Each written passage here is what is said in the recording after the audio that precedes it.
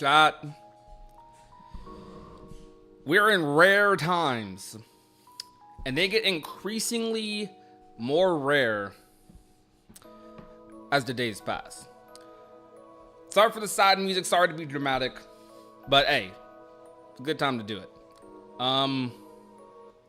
Missing Link has been canceled. Tell me if you guys hear the music at all, actually, but I know I'm adjusting volume quite a bit. Missing Link has been canceled. I'm gonna go ahead and read this statement. The development team made a post today at around, I believe it was around 11 p.m. The one time I take an early nap, I usually do not go to bed till like 3 a.m. I went to bed a little early today. And I woke up in the middle of the night, super dehydrated, taking a sip of water. I don't know if you guys have ever woken up dehydrated. Woke up dehydrated, checked my phone, and I see my friend DM me that Missing Link got canceled. I look on Twitter, community's in shambles. The development team made an announcement. We have made the decision to cancel the development of Kingdom Hearts Missing Link. We wish to convey our heartfelt apologies to everyone who has been looking forward to the start of service. Although we worked hard on developing and adjusting the game in the hope that it would be enjoyed by lots of players, we determined that it would be difficult for us to offer a service that players would find satisfactory over a long period of time, leading us to the decision to cancel development. We would like to take this opportunity to express our thanks to everyone who gave us their support and assistance with the multiple closed beta tests. We are truly sorry to have to make this announcement. The Kingdom Hearts series will continue. We are hard at work on Kingdom Hearts 4 and hope you'll continue to support the series as you keep an eye out for further updates. So, I'm going to say the line, even if it's not fully true. We're cooked. Chat, we're cooked. Type of 1 if we're cooked. I feel like we are... Ooh. We're cooked a little bit. At least today. At least in this moment, we are cooked. So we're gonna mourn Missing Link a little bit. I would have streamed an hour ago. I've been up for around 2 hours looking at this. I would have streamed like an hour ago or earlier, but I was talking to some friends about this in the Kingdom Hearts space. Some creators. I was talking to people, getting some of their reactions. The reactions to this are pretty mixed. Overall, I don't think... I can't even say that with a straight face. I'm gonna be real. I'm gonna pause the music, because it's, like, straight up. I'm gonna be honest. There are a lot of people, no matter how Square Enix takes this, no matter who looked forward to this game, there are a lot of people who are fans of Kingdom Hearts. These aren't people who are like haters. These aren't people who wish for the series to die. There are people who are happy, who are Kingdom Hearts fans, that this game got canceled. And to a degree, I can't blame them. Because Missing Link has been met with a lot of divisiveness throughout its entire development period, throughout its entire announcement. Before this, Kingdom Hearts mobile games in general got hit with a lot of divisiveness, a lot of animosity. And it's because Kingdom Hearts, while we went through a period where a lot of our games are on handheld, a lot of fans who grew up with the franchise since the PS2 era, we love the games on console. We love Kingdom Hearts 1, we love Kingdom Hearts 2. A lot of us fell in love with the games that were on handheld, that were hard to be accessible if you didn't own 5 different consoles. A lot of people even fell in love through the remixes or through playing those games on those other consoles with games like Days, games like Birth by Sleep, Dream Drop Distance, Recoded. We love these titles because they have become what has been known as traditional Kingdom Hearts titles. Whether you side with the Osaka team or whether you side with Tokyo team, if you are part of that argument, there's a lot of people in the fandom who would still rather have a Osaka game, who's now the main Kingdom Hearts team. There's a lot of people who would rather have a Osaka title, a modern day Osaka title, than a mobile game on any day, because at least with the Osaka team, even if they're not making the exact type of game like Kingdom Hearts 1 or Kingdom Hearts 2 was, or Chain of Memories, at the very least, those are like big single player games, not gotcha games that you can sink your teeth into. It's hard to say a lot of people were looking forward to a gotcha title. In a way, this game cost Square Enix a lot of money, but saved fans millions. So, this game, when I saw that this game got canceled today, I I was I was a little surprised, but I wasn't like angry. I wasn't like shouting. I wasn't like. I mean, I'm not that dramatic. Like, trust me, but I wasn't like upset. You know, it's hard to describe. I'm still trying to. I'm still kind of processing how I feel a little bit. Maybe the shock hasn't hit me yet, but like, I wish I got to play this game. This will be a Kingdom Hearts game I've never played. And I've played some of the Lost Media games. I've played a lot of Kingdom Hearts products that I wouldn't finish. I've played the VCast. You know, like I've played the original coded. Like, there's a lot of Kingdom Hearts games that I've had my hands on. And this is going to be one that I might never get the chance to. At least right now. At least as of right now, I can say that. I know the data mining for Missing Link is going on, so you're probably going to see a lot of news about what this game could have been over the next couple of weeks, because there's been a big data mining for Missing Link, as you guys probably saw with the Gamers Joints video. So I probably expect that a lot of people are just going to be like, hey, well, here's all the info for the game. Game's canceled anyways, whatever. I wouldn't be surprised if you guys saw some of that. And I don't even know if they're going to be in the wrong or right. I mean, some people might say it's too soon, but shoot. For a lot of people, Kingdom Hearts fans have been dealing with this drought for years. 3 years since the announcement of Kingdom Hearts 4 and Missing Link. And 3 years in, Missing Link gets canceled. A mobile title. I know we do a little bit of doom posting here. It's not intentional. It's not to farm clicks. It's not for any of those reasons. It's because, regardless of me being a creator, I'm a fan of the franchise, and the fan of the franchise in me doesn't like that Missing Link got canceled. The content creator side of me doesn't either, but like, the idea of a Kingdom Hearts game getting canceled doesn't happen. Like, it's happened a couple of times, to be fair. It's probably happened a lot behind the scenes that we just don't fully know about, like Rebel Sleep Volume 2, this mysterious project in 2012. As far as Square Enix titles goes, then you have Fragmented Keys, you have VCast, which technically did finish, but, you know, it would kind of be lost media now. And now we're going to add Missing Link to that list. Missing Link is going to be among those games as lost media for Kingdom Hearts. Man, I'm more upset that we're not getting the story. At this point, I'd be okay if it became a console game or a back cover kind of story. Yeah, that's something we're going to talk about a little bit. And what's good, people in the Twitch chat as well? What's good, Glide? What's good, Robinus? Me, Gubby Phones, secretly watching this at work. Couldn't miss you talking now. I appreciate you guys who follow me a lot, by the way. Part of the reason I streamed is because I'm probably going to make a video about this, but a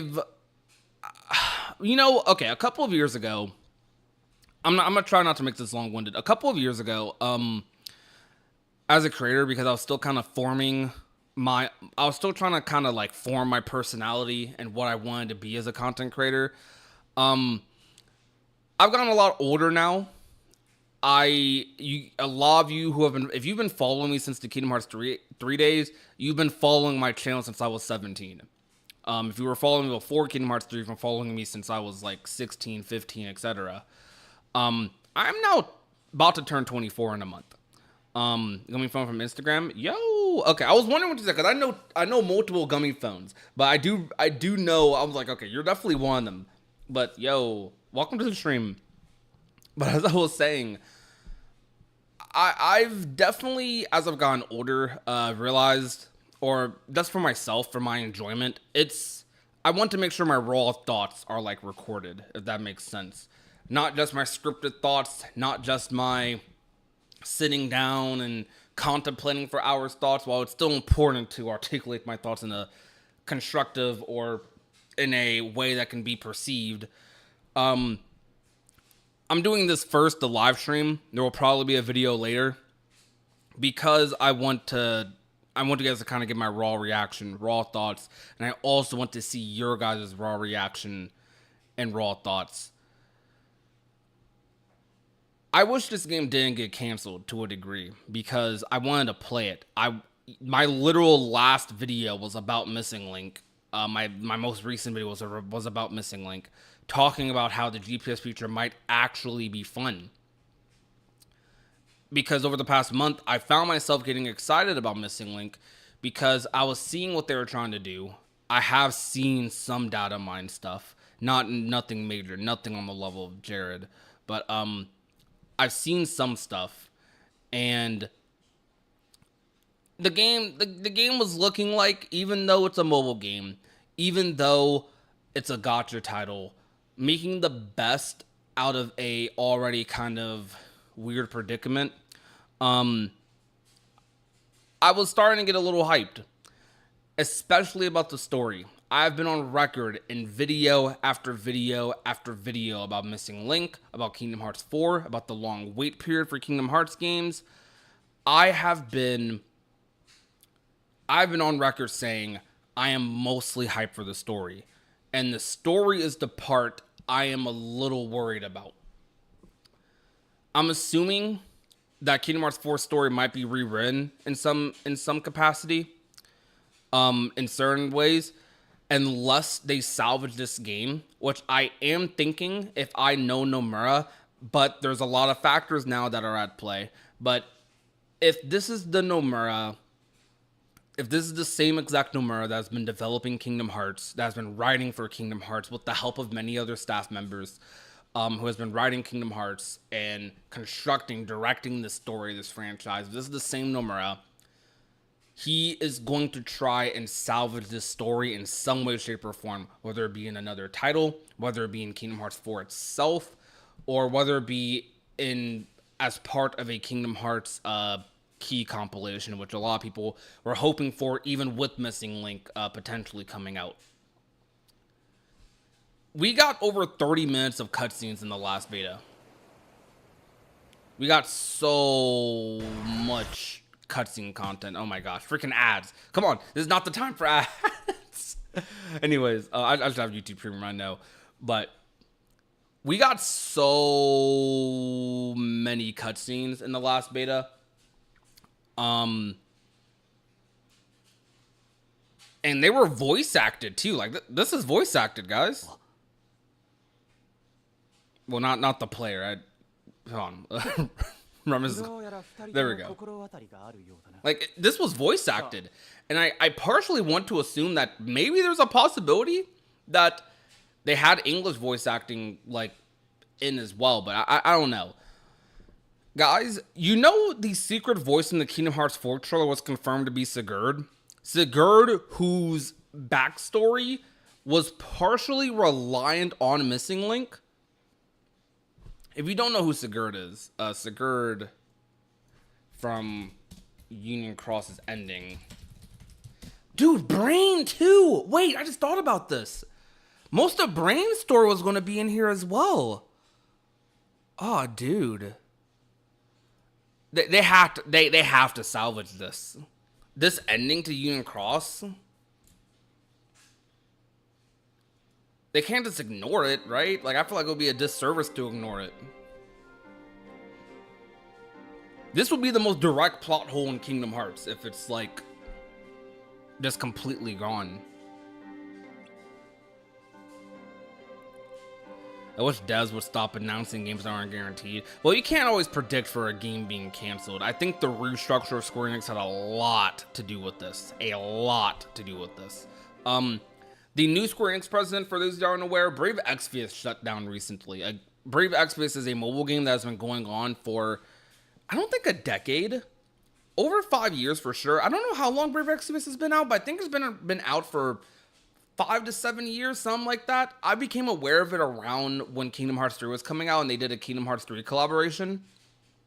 But Brave Exvius has been around since before the 2020s, and that game's ending has ended service already, potentially, and I think is fully shutting down this month or something. Someone told me. I don't. I'm not fully certain on the information, but I know Brave Exvius is being shut down. I know that is a fact. Um, I think there were some other mobile games from Square Enix that even Jared like made a video about that have been being canned, stopped development, etc. Kingdom Hearts Union Cross and Dark Road like got taken off the App Store last year.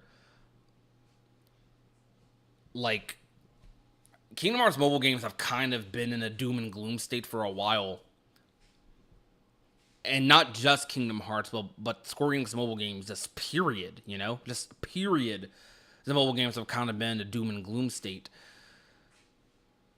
I think the new Square Enix president does not mess with mobile games. Their recent strategy, that from what we've seen, is they are focusing more so on AAA titles. They are focusing more so on titles that have a little more longevity, aka a KH3, a FF7 remake, rebirth, these high quality titles. And it goes beyond money, I want to imagine. Because beyond money, it's also like it puts more stock into the company. You know what I mean? Like when a company makes good games back to back to back to back to back, not okay, great game here, 3 more years, and not releasing something like a KH3 whether you liked it or not. Let's say KH3 was like a peak game, not releasing something like KH3, then for the next 3 years releasing gotcha game. Oh, Foam Stars, gotcha game. Okay, Final Fantasy 7 Rebirth, gotcha game. Like, when your release cycle is like that, you release one really good game, and then you release a bunch of other games that kind of tarnish your image a little bit. I think this new president's approach is definitely going to be more so on focusing on the bigger titles, focusing on the titles that people care about, focusing on the titles that people are actually excited for, that people aren't just going to play just because they're bored or are looking for some dopamine. I think that's important. They might as well turn Missing Link into a cutscene movie. Yeah. Once that announcement came out about Square Enix underperforming across the board and wanting to save money and not doing more mobile games, the restructure has changed everything. Yes, it has.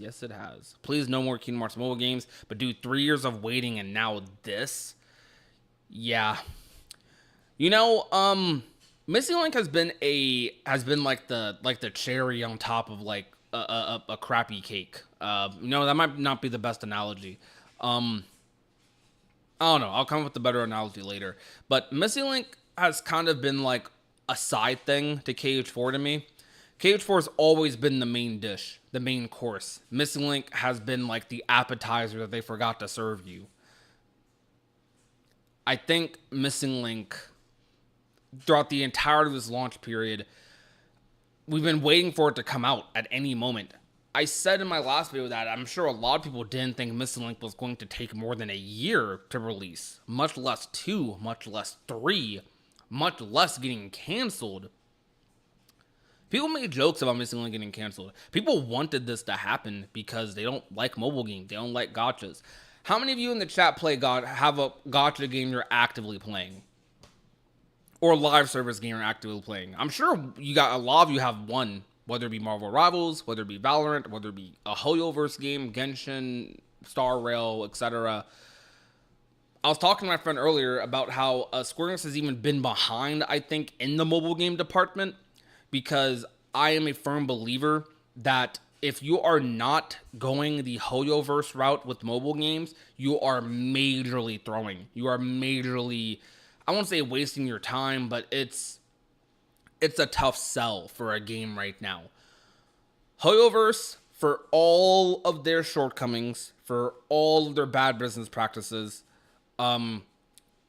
with raids and stuff. I used to be a Genshin streamer. You go back to 2020, 2021 VODs on this channel, I was streaming Genshin like crazy. Genshin was like a top 10 game for me. I was shilling Genshin Impact. I was in love with that game. I don't play as much anymore because I just fell out of it, couldn't keep up. But I do think that what I will always credit Hoyoverse for is bridging the gap between gacha games or between live service and mobile games. Um, Beforehand, I think when you pulled on a banner in a mobile game, you were pulling on a banner for a artwork that did some like damage, I guess. Now, when you play a Hoyoverse game, at least when you spend $200-300 on a character, as bad as that sounds, at least when you spend money on a banner, you're getting a actual character. You're getting a character with voice acting, with dialogue, with combat and mechanics and items that are preferably on that character. You get a character that you have. You know what I mean? That you have compared to artwork. That yes, you have the artwork, but it's freaking artwork, man. Like the artwork's cool. I love the art. Like shoot, I pulled on some Union Cross banners when they dropped the throne artwork and whatnot. I pulled on some of those. I pulled on the Cage to Schoolgirl Kyrie in early Union Cross days. They got me with some of those. I didn't spend money, but I definitely pulled on them. I think if you're not going the Hoyoverse model, you're throwing. You are at a disadvantage. And I think Square should probably just stop with the live service games, period, if they're not going that route. I do actually think there's a place for a Kingdom Hearts mobile game. Not a mobile game. I do think there's a place for a Kingdom Hearts live service game. Or MMO or something. Well, MMOs are live service, by the way. But I do think there's a place for it. I just don't know if now's the best time, especially now. I was honestly worried about the future of Kingdom Hearts, not wanting to keep track now, and I'm worried more than ever, dude. I don't think this has any bearing on Kingdom Hearts 4. Truthfully, I don't. I don't want it to, but Kingdom Hearts 4 is being developed by a completely different team. Probably similar writers, but a completely different team nonetheless. I do think this has bearing on Kingdom Hearts 4 in terms of story, but I don't think it has I don't think it's going to I don't think this is going to make Kingdom Hearts 4 not come out. Kingdom Hearts 4 being canceled, I think if KH4 got canceled, that's the end of the franchise. No cap.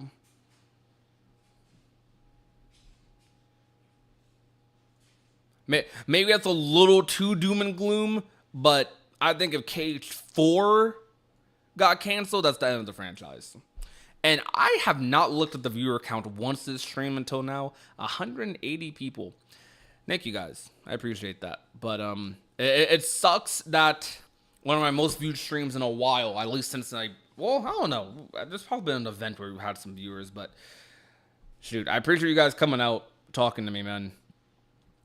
Yo, Babsy Coon, thank you for the 2 hour dono. Think Nomura will release the story of Missing Link? I don't know.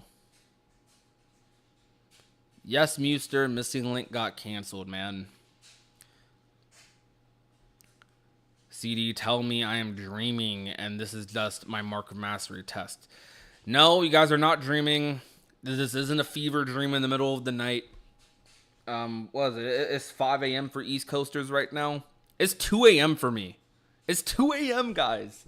2 a.m. I'm probably going to be up the whole night. My sleep is screwed. Man. Like, this does suck. This sucks a little bit, right? Dude, okay, I'm gonna be real. A lot of friends of mine are happy. They are happy. They're going to bed with smiles on their face tonight. You know what? Let me get a reaction. Let me do a poll right quick. So I'm gonna ask this question on top of the poll. How do you guys feel about the people who are happy about Missing Link being delayed? I said delayed. Oh my god, I said delayed. Maybe it hasn't sunk in for me yet. Maybe it hasn't sunk in for me. It got canceled. How do you guys feel about Missing Link being canceled? How do you feel about the people who are happy about Missing Link being canceled?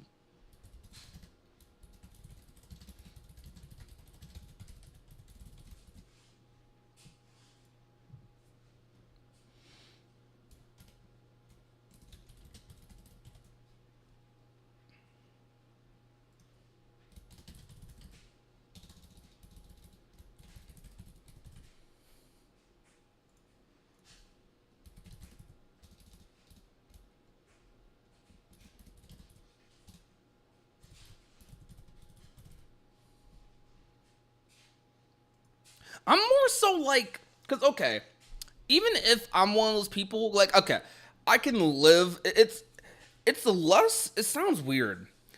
For me, it is a lot less, I'm mad Missing Link got canceled. I wish I played the game. I think the GPS feature could have been really cool if successful. I think a Kingdom Hearts Go like game would have been nice. I was hyped for the story. Gameplay was looking a little interesting for a mobile title. There's a lot of things I can say about Missing Link that sounded cool in like theory. But at the end of the day, when I was watching Union Cross and we were reacting to it, as much as I love Union Cross, main thing I said, this would hit so much. I have to sell Union Cross to people. I was about to have to do that for Missing Link. No, let me start this statement like this.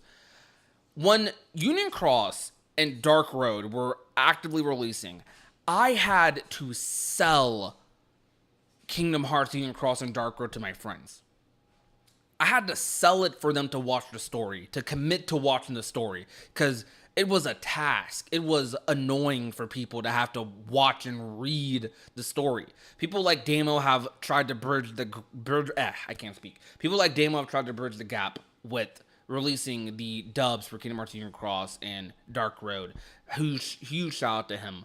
But still, even with all the cutscenes being on YouTube, a lot of Kingdom Hearts fans, a lot of Square Enix fans do not watch the mobile games. They do not care. No matter how good the story is, no matter how like beautiful, amazing the writing is, no matter what it has to do with the next games, some fans, a big portion of fans, don't care because of what it is, out of principle, because it's a gacha, because it's a live service game. And this isn't like another fan base. This is the Square Enix fandom. The Square Enix fandom. Some fans like gacha. Some fans are okay with it. Some fans are alright with the live service. Care about like these single player games that you can play beginning to end. You don't have to wait for like a bunch of updates. You don't have to wait for like all this. At least that's how Kingdom Hearts fans are. That's how I've known Kingdom Hearts fans for years. That's what a lot of people care about.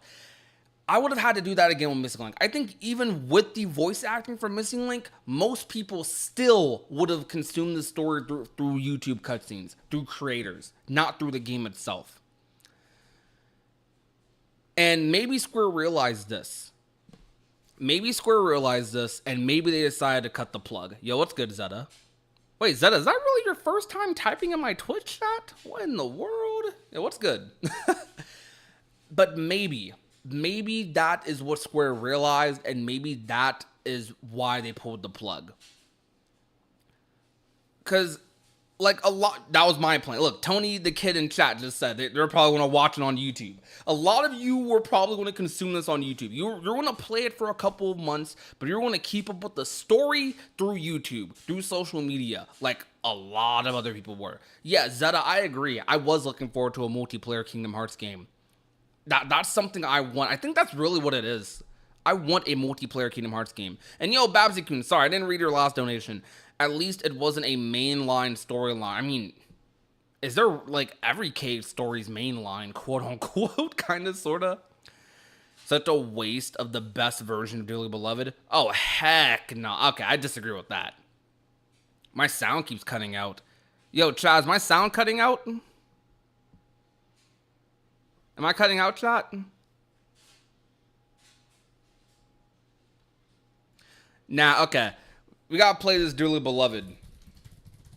I actually think Missing Link Dearly Beloved is the worst Dearly Beloved.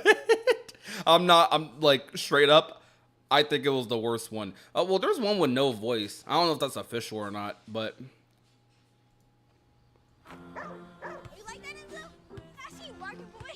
It was? Okay. Just for a sec, but I'm good now. I'm sorry, guys, if it was cutting out. My apologies. I don't know why it would be. It doesn't say I've dropped frames or anything. That's weird. One of the best. I think this Dearly Beloved sucked. I'm gonna turn it up. This has like that We Will Rock You vibe, but like for Kingdom Hearts. I don't like that.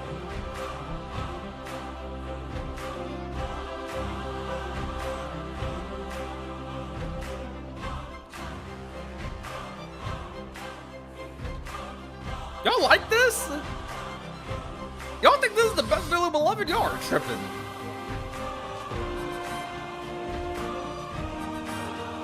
Chat, who likes this Dearly Beloved? I need to hear this. I think this is the worst Dearly Beloved easily.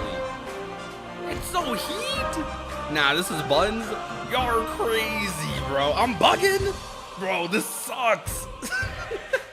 I think this sucks. Bro, y'all think every new Dearly Beloved is top 3. Now, admittedly, the last, like, 3 Dearly Beloveds were kind of gas. Like, not Missing Link, but Melody of Memories was peak. Union Cross was peak. KH3s was peak.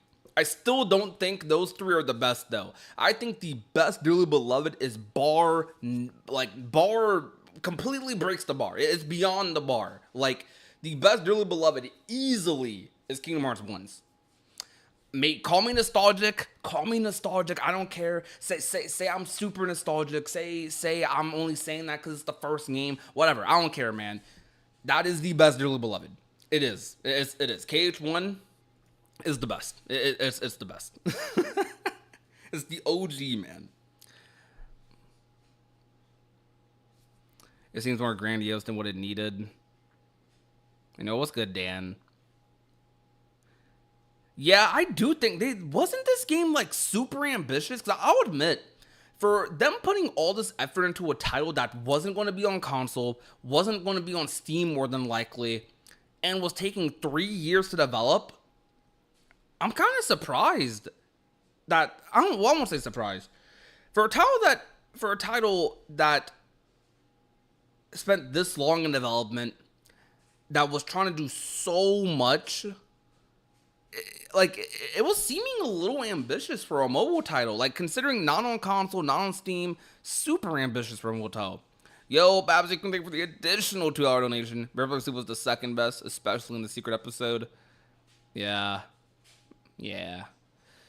Maybe. Okay, you see, so out of 170 votes, 42% of you are saying you're conflicted. 43% saying I'm depressed. I'm actually so mad.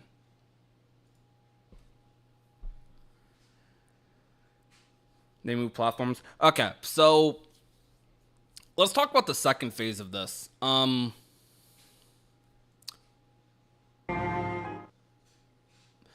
are they going to do with... So one of my biggest concerns about this is, what are they going to do with these 2 characters? One of my biggest concerns is, what are they going to do with Brain and Sigurd?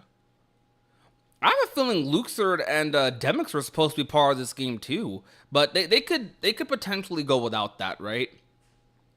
What are they going to do with the narrative? Because this game was supposed to tie into Kingdom Hearts 4. Nomura said that if you are looking forward to Kingdom Hearts 4, look forward to Missing Link. How do they repurpose the story? With this game being on Unreal Engine 5 already, and Kingdom Hearts 4 being on Unreal Engine 5, not this game, by the way, for those looking at the screen, with Missing Link was being developed on Unreal Engine 5. With these games being both on Unreal Engine 5, do you guys think it's possible? It's probably possible. How feasible do you think it is to repurpose Missing Link assets into Kingdom Hearts 4? For, like, those cutscenes, that story. To be honest with you, though, I don't even know if I want Missing Link stuff in KH4 that much. I kind of would just rather them repurpose it into a separate game. Make the important stuff part of KH4, sure, but, like, I think it's important for Kingdom Hearts 4. I don't know, I won't say that. If they can make it and format it in a satisfying way, I'm cool with it. Future DLC, that could be cool. That could be cool.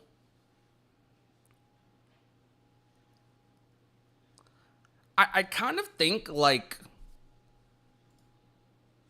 I don't know, man. I kind of feel like I don't need them putting like concepts of a plan. That just came out to me. I don't think I need them putting concepts of Missing Link in Cage 4, if that makes sense. I want to see it. Like, I want to see Scala because Mickey's going to Scala. I want to see that, but I feel like Cage 4 should still tell its own story a little bit. You know what I mean? And yo, Babsy Coon, thank you for the additional $2 donation. And probably do the Dream Drop Distance thing, memories, cutscenes. That's actually a really good idea. Revisiting Missing Link cutscenes via memories, like on Dream Drop, like on some Dream Drop stuff. I do think that'd be fine. And yo, Josh Z, thank you for the $5 donation. If you watch NSP's most recent video about the changes likely coming to Square Enix, this news doesn't bode well for the immediate future.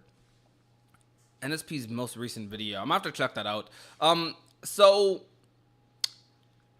I do not have any crazy major sources at Square Enix. Well, yeah, I don't.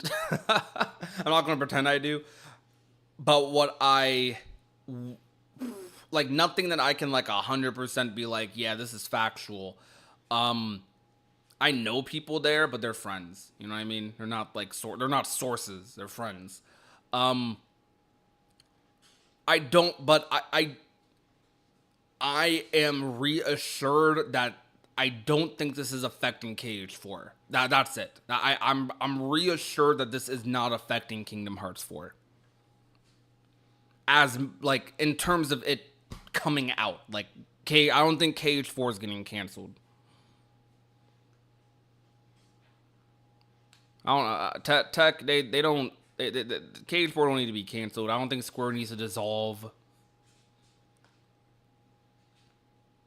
They already removed every game besides Ever Crisis. Yeah. What's going to happen to Ever Crisis, by the way? Do you guys think Ever Crisis is going to get canceled? Demura made a concept of Birth by Sleep version 2 into 0.2. Yeah.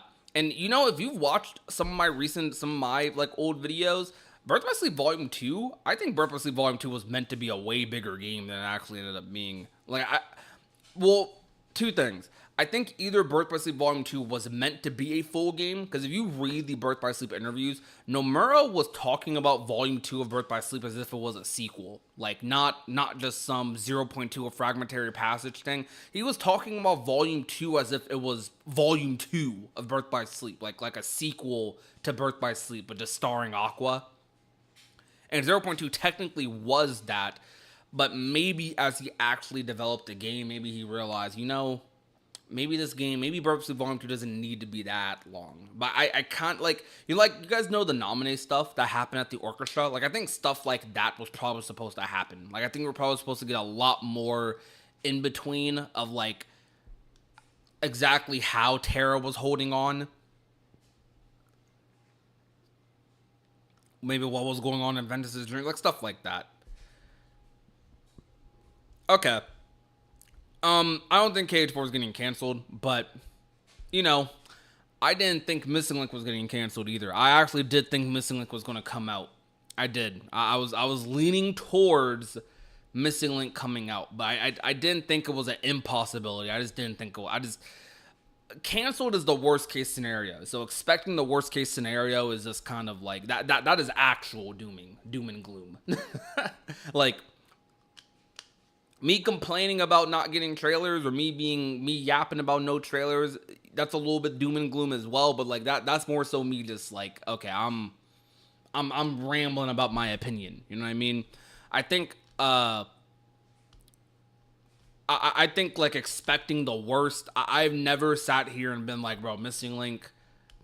I don't think I have. I don't know. I've made a lot of videos, a lot of streams. I don't do it often.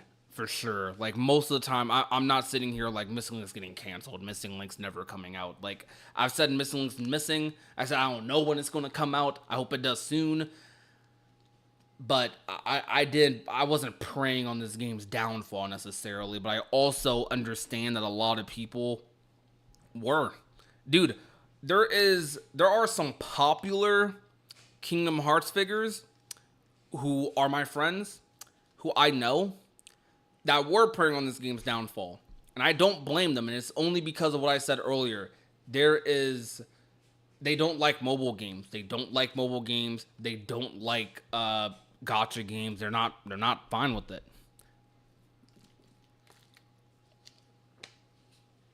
All right, so even though we made the poll, who here in the chat is okay? We're going. I know this isn't a black and white thing, but let's pretend. Um, Type a 1 in the chat if you're happy Missing Link got canceled. Type a 2 if you were looking forward to the game and you're upset.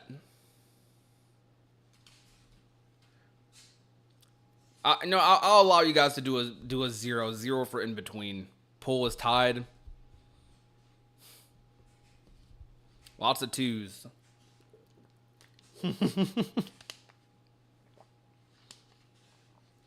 Okay.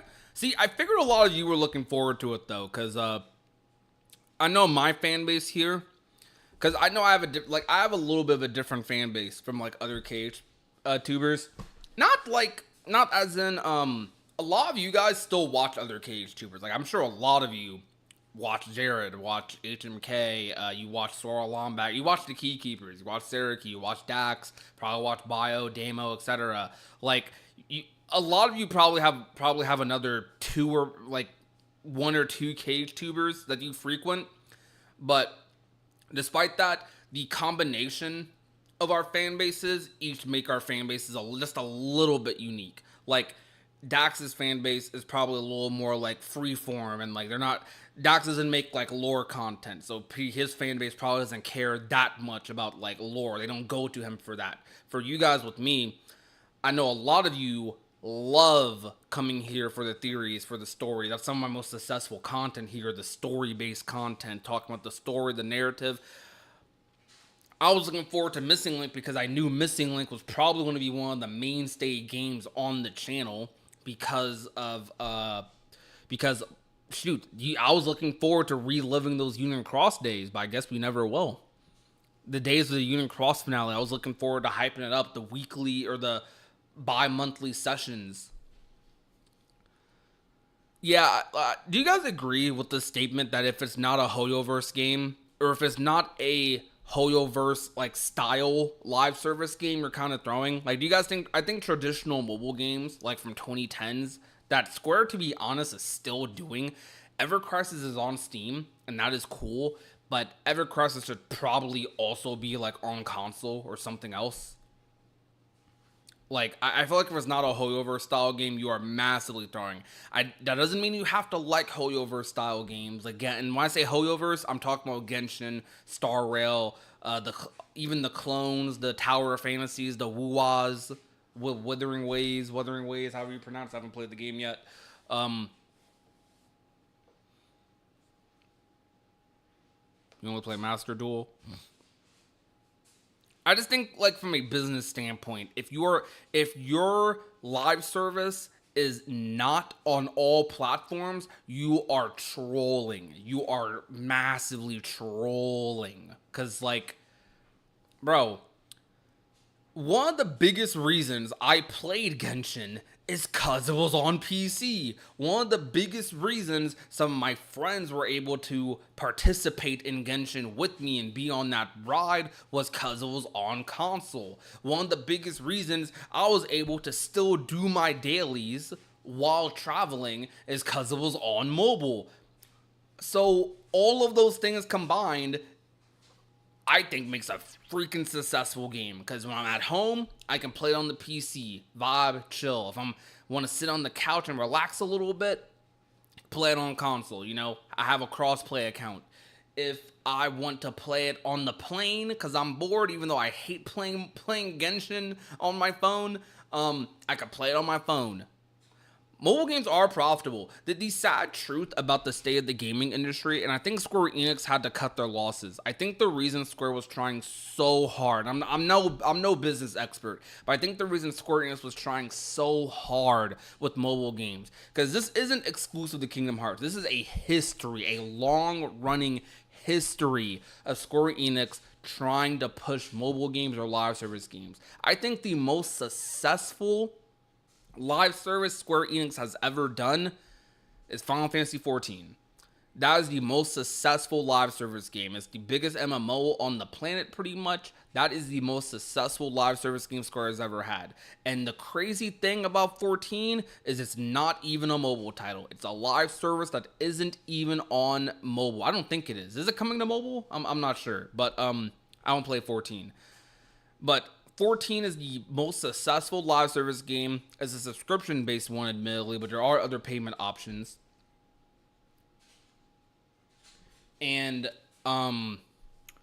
Square, despite 14's success, with it being a console game, with it being a console slash PC MMO that you can play just with the subscription, despite that, Square Enix kept trying for over a decade with mobile release after mobile release after mobile release after mobile release. Kingdom Hearts had a mobile title in like 06 or 07 with VCast. That was Kingdom Hearts' first attempt at a mobile title. Then coded after that.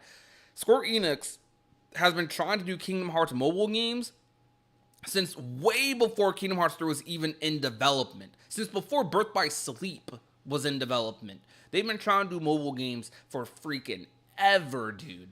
And I think they finally are cutting their losses. They're finally realizing, we've released so many mobile games only for them to get canceled. We get a quick buck. They're making present day revenue. They're making like present day in the moment revenue, but they're hurting their IPs long term with this, and they're hurting their long term stock and revenue with this. And I think Square Enix right now, they had to cut their losses. I don't know if they try again. I have no idea with the new Square president, with the restructure at the company.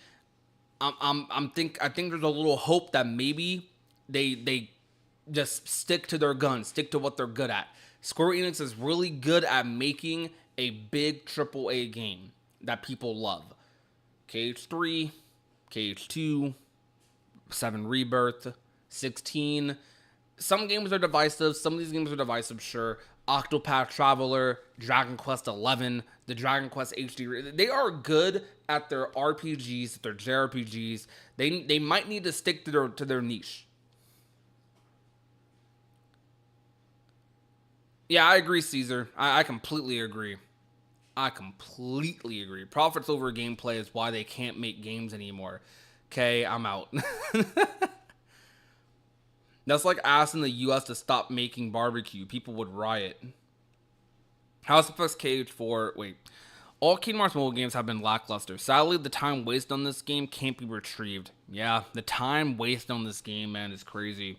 And how this affects KH4 is yet to be determined, but with any luck, hopefully by 2027 we'll get KH4. Hopefully by 2027. Hopefully, dude. I seriously think that, like, I think long term is better for them to just keep their stock in their AAA titles, because I think they've just proven that they don't know how to make like a live service game that's profitable long term. That's not 14. I think if Square is smart, literally, if you go this route again, Square, if you go down this route again, if you try to make another Kingdom Hearts live service game or Kingdom Hearts free to play, if you want, because I want to work with you on this. If you do a Kingdom Hearts free to play game, it will, there's a lot of things you have to do right. You cannot make it some chibi mobile game, which I think you knew for missing. Like, you knew not to make it a chibi mobile game, but you also can't make it mobile exclusive. I know you want to do something unique. You want to do something innovative because that's how your company is trying to operate. But if you want a Kingdom Hearts free-to-play game to work and be successful, whether fans want this or not, you need to do the 14 model with Kingdom Hearts. That doesn't mean you just have to do subscriptions, but what that means is it needs to be a game that is accessible to all types of Kingdom Hearts fans. It needs to be on console. It needs to be on PC as well. You could also put it on mobile. It needs to be a multi-platform title that's free to play. It doesn't need to have banners and gacha elements. If you want to do that, go the Hoyoverse route. Go the route where it's a game first, gacha second. Some people might disagree with that with Hoyoverse games, but no matter what you say, you can play Genshin And if you spend, if you will not like see a banner, it's not worth pulling in Genshin until you've put at least like 15 to 20 hours in the game already. At least for me personally, I didn't even know Genshin was like a gacha game until I didn't know Genshin was a gacha game until I freaking beat like that second or third chapter. I forget in the first Archon quest. I forget exactly how it worked, but you need to make a game, a story, a world that people can sink their teeth into, and then introduce these gacha elements, and then introduce the live service elements, the subscription models, etc. If you want to do a free-to-play Kingdom Hearts game, you need to use the base. Don't make a new base. Don't make a new structure. Use the numbered titles as the base for it. Do not try to do some gimmicky mobile game stuff that 90% of the fan base doesn't even like look at, you know? I don't know. I probably could have worded that a lot better. Like Square, they probably don't know what the heck I'm saying, but just I don't know. I love playing it Cross. I like playing it too. I think there's room for a free-to-play KH game. I don't necessarily need it or want it. I don't want to freaking wail like $800 on a Kingdom Hearts game. I don't want to, but shoot, if I'm gonna wail on a game, I would much rather wail on Kingdom Hearts than Valorant. I'd much rather wail on Kingdom Hearts than even Genshin. I think like they should focus completely on the story of Kingdom Hearts 4 and making traditional titles like they were in the PS2, PS3 era with other games, Final Fantasy, KH. I don't think they need to do the mobile game stuff. Or at the very least, if you do a mobile game, if you decide to do a mobile game again, don't make it canon. Please don't. And if you think you have to make it canon for people to be interested, don't do it. Just don't do it, period. Just don't do it, period. This is the best news moving forward. Now we can focus on console games and stop on mobile gaming. I get that's popular in Japan, but each mobile game you can't play anymore. Yeah, everyone always says mobile gaming is popular in Japan, which it is. It is very popular in Japan. But like, I don't think they're doing it right, man. Like, I feel like even in Japan, right, no matter how popular the mobile game is in Japan, a game that is popular worldwide is better than a game that just Japan will enjoy. You know what I mean? It doesn't need to be only enjoyable for like the people locally. It needs to be enjoyable for people around the world. Because Kingdom Hearts is a game, it has Disney in it, bro. Like, it's not, Kingdom Hearts isn't just a Japanese game. Kingdom Hearts is half Disney, half Kingdom Hearts, half Final Fantasy, half Square Enix. It's half Disney, half Square Enix. Square Enix is the Japanese side of Kingdom Hearts. Disney, very American-based company. Very American-based. You're connecting two parts of the world, like the East and the West, with Kingdom Hearts. Like, Kingdom Hearts needs to be a worldwide game, appeals to everyone. That includes dubs for not just English and Japanese either, or like Spanish. It needs to also have dubs like in French. Like they had to mod Kingdom Hearts 3 to get a dub in French. And yo, what's good, Dustin? I love the idea of multiplayer Kingdom Hearts. I want a multiplayer KH game. I love the idea of multiplayer Kingdom Hearts, but I hate the idea of what happens as soon as those servers dies. I'm an archivist. I want these stories to live beyond me, or at least until I'm dead. Bro, Xander, you are speaking my language to a T. That's exactly what I love about KH, or I want to love more about Kingdom Hearts. I personally think, I'm gonna get a little deep here, guys. How many viewers we got? I don't know. I'm gonna get a little deep here right quick. So, my personal belief, and this is the reason I'm mixed on mobile games. While mobile games shut down, live service games shut down, I think experiences can last forever. I think experiences are often told and revisited through storytelling. Storytelling outside of games, outside of media, I think stories live longer than we do.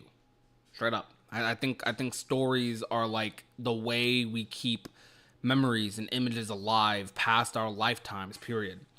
This is partially the reason I'm so infatuated with Kingdom Hearts. I personally think Kingdom Hearts is a story and a experience that can last lifetimes. You see how obsessed a lot of us are with this franchise. Some of y'all in the chat are probably 30. I'm in my 20s and I've been playing this series since I was like 4 or 3 years old. I've been playing this series for a while, bro. I'm obsessed with this franchise. You see many other franchises, people have fallen out. People have dipped. People have left. But the Kingdom Hearts community is still strong. Hundreds of thousands of people like saw that missing link post. This post is probably gonna have like 1 million impressions by the morning, if not already does. Actually, no. Let me not use like phantom numbers. Hold on. Let me see.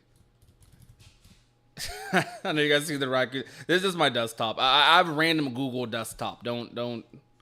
I don't have a desktop wallpaper chosen.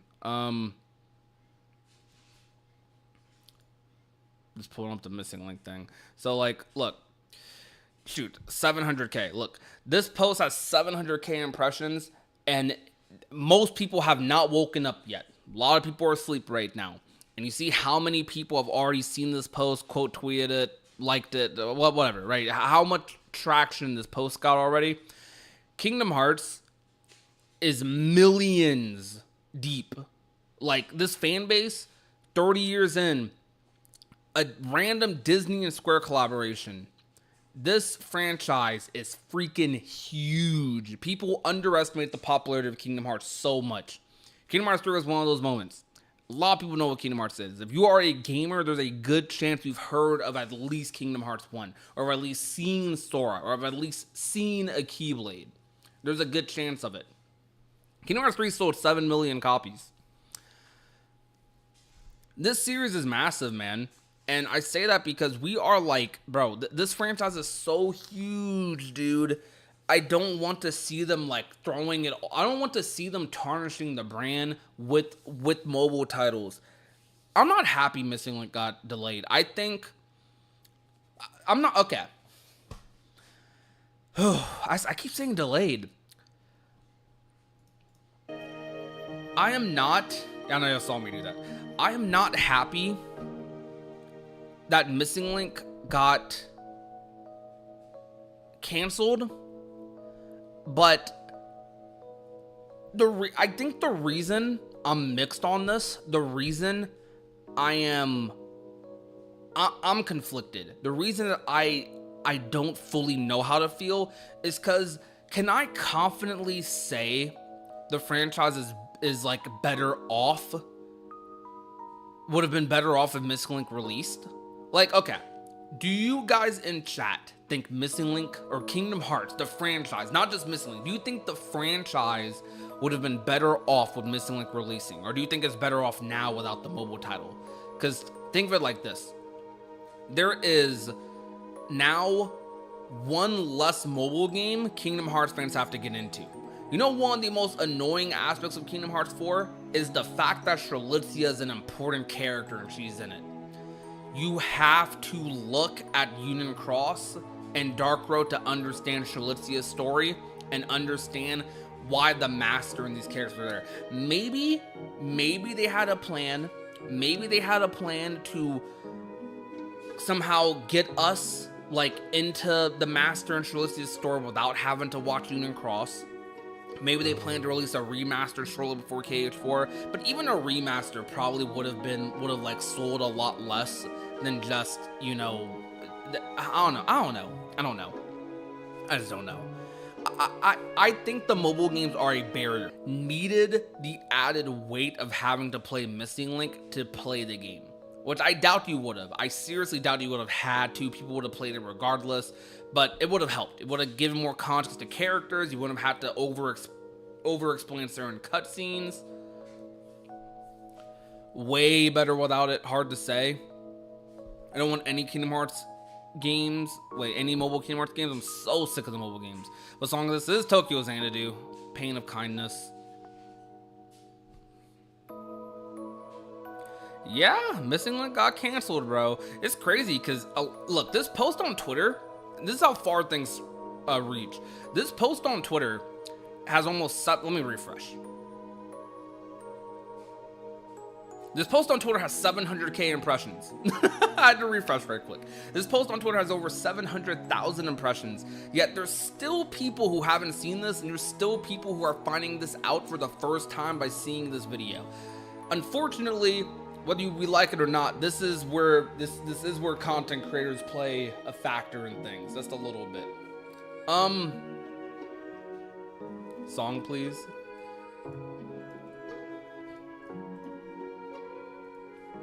I'm starting to convince myself.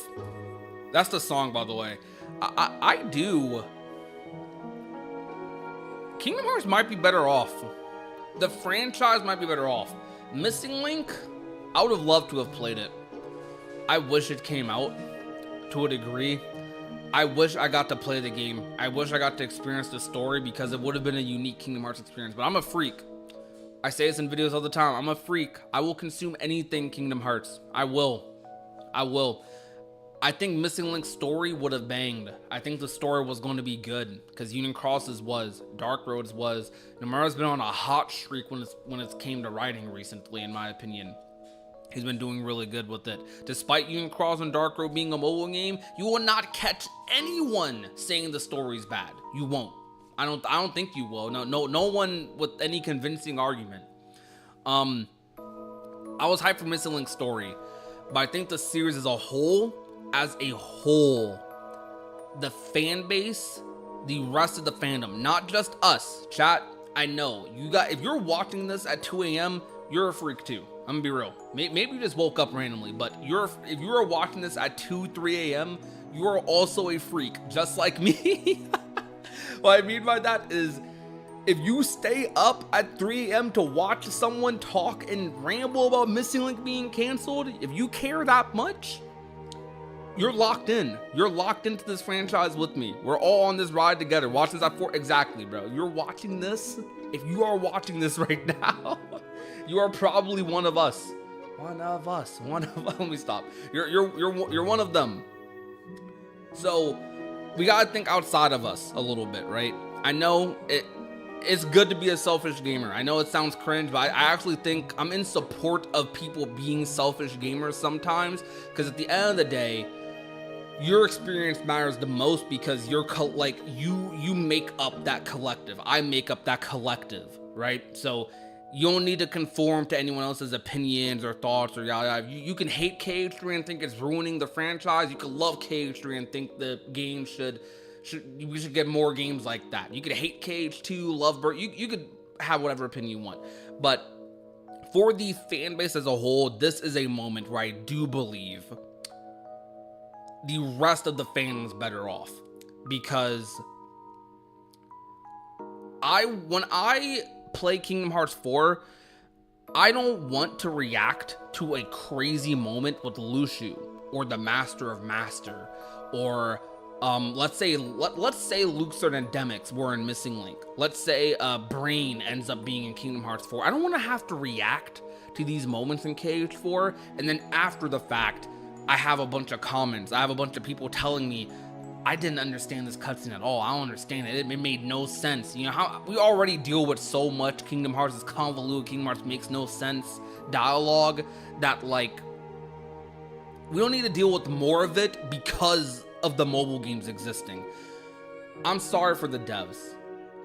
It sucks to put your time into something for 3 years and not have the fruition, not have your work be released and enjoyed by many. Because I'm sure those devs really thought they were making a game that was going to be such a unique experience. I personally think it was going to be a unique experience too. Shoot, a Kingdom Hearts game that makes you go outside, bro.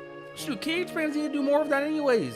Y'all need to go outside more. I'm gonna be real. Some of y'all, especially some of you on Twitter, 100% need to touch some grass. And I'm not saying it for the meme. I'm saying it literally. Some of y'all need to go outside, interact with some real people. You know, make some friends. You know, find a partner. Like, not trying to shame. Not trying to shame. Everyone's life circumstances are different. Some people have social anxiety. I get it, but it's important to be in the know via social media, but also be in the real world, bro.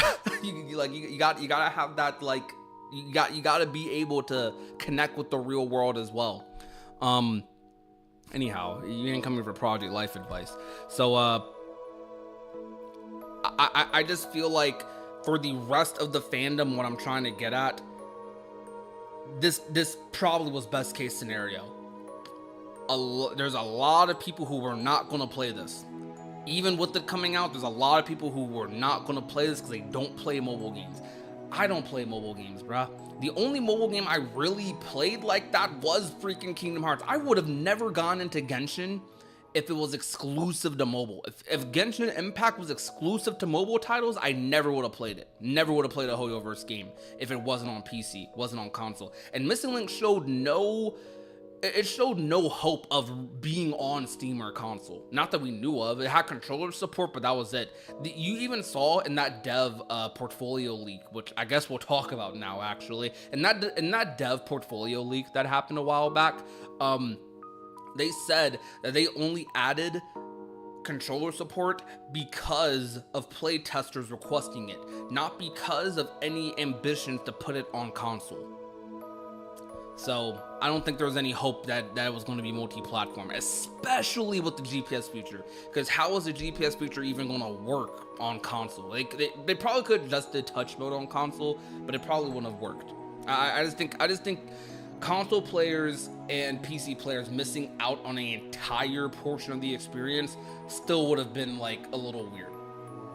I just kind of think that, like, I'm leaning towards this now. You know, you guys are watching my opinion develop as we're going along. This probably is best case scenario for the franchise. The rest of the fandom will be happier and will be able to experience things together.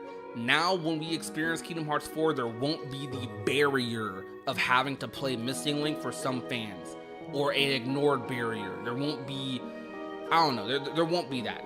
Now, the major worry after this, as I've said earlier, I'm sorry for hitting my mic. What in the world, bro, are they doing with Sigurd, with Brain?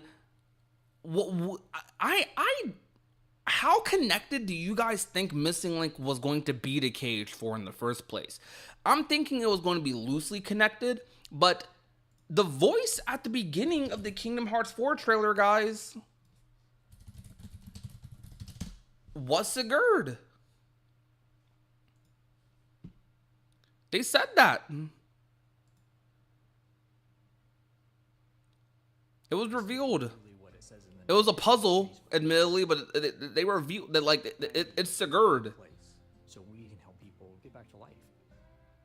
Come on, bro. Skip the ad. There we go. Oh, did Jared's video come out now?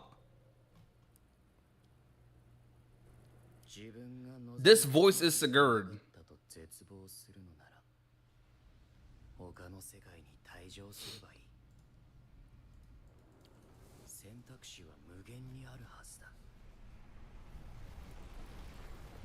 I appreciate y'all coming out to the stream, though, man. Seriously. I don't know if this needs to be a super long live stream or anything. I don't think I'm gonna end it now yet, but, like, dang, bro. Look, okay. Thank you to everyone who donated. Thank you to everyone who came out to the live stream. But, like, even though I'm saying this is best case scenario for the fan base, it doesn't feel good seeing a game get canceled, bro. It just doesn't. It does not. Because, like, look, I try to have that disconnect personally.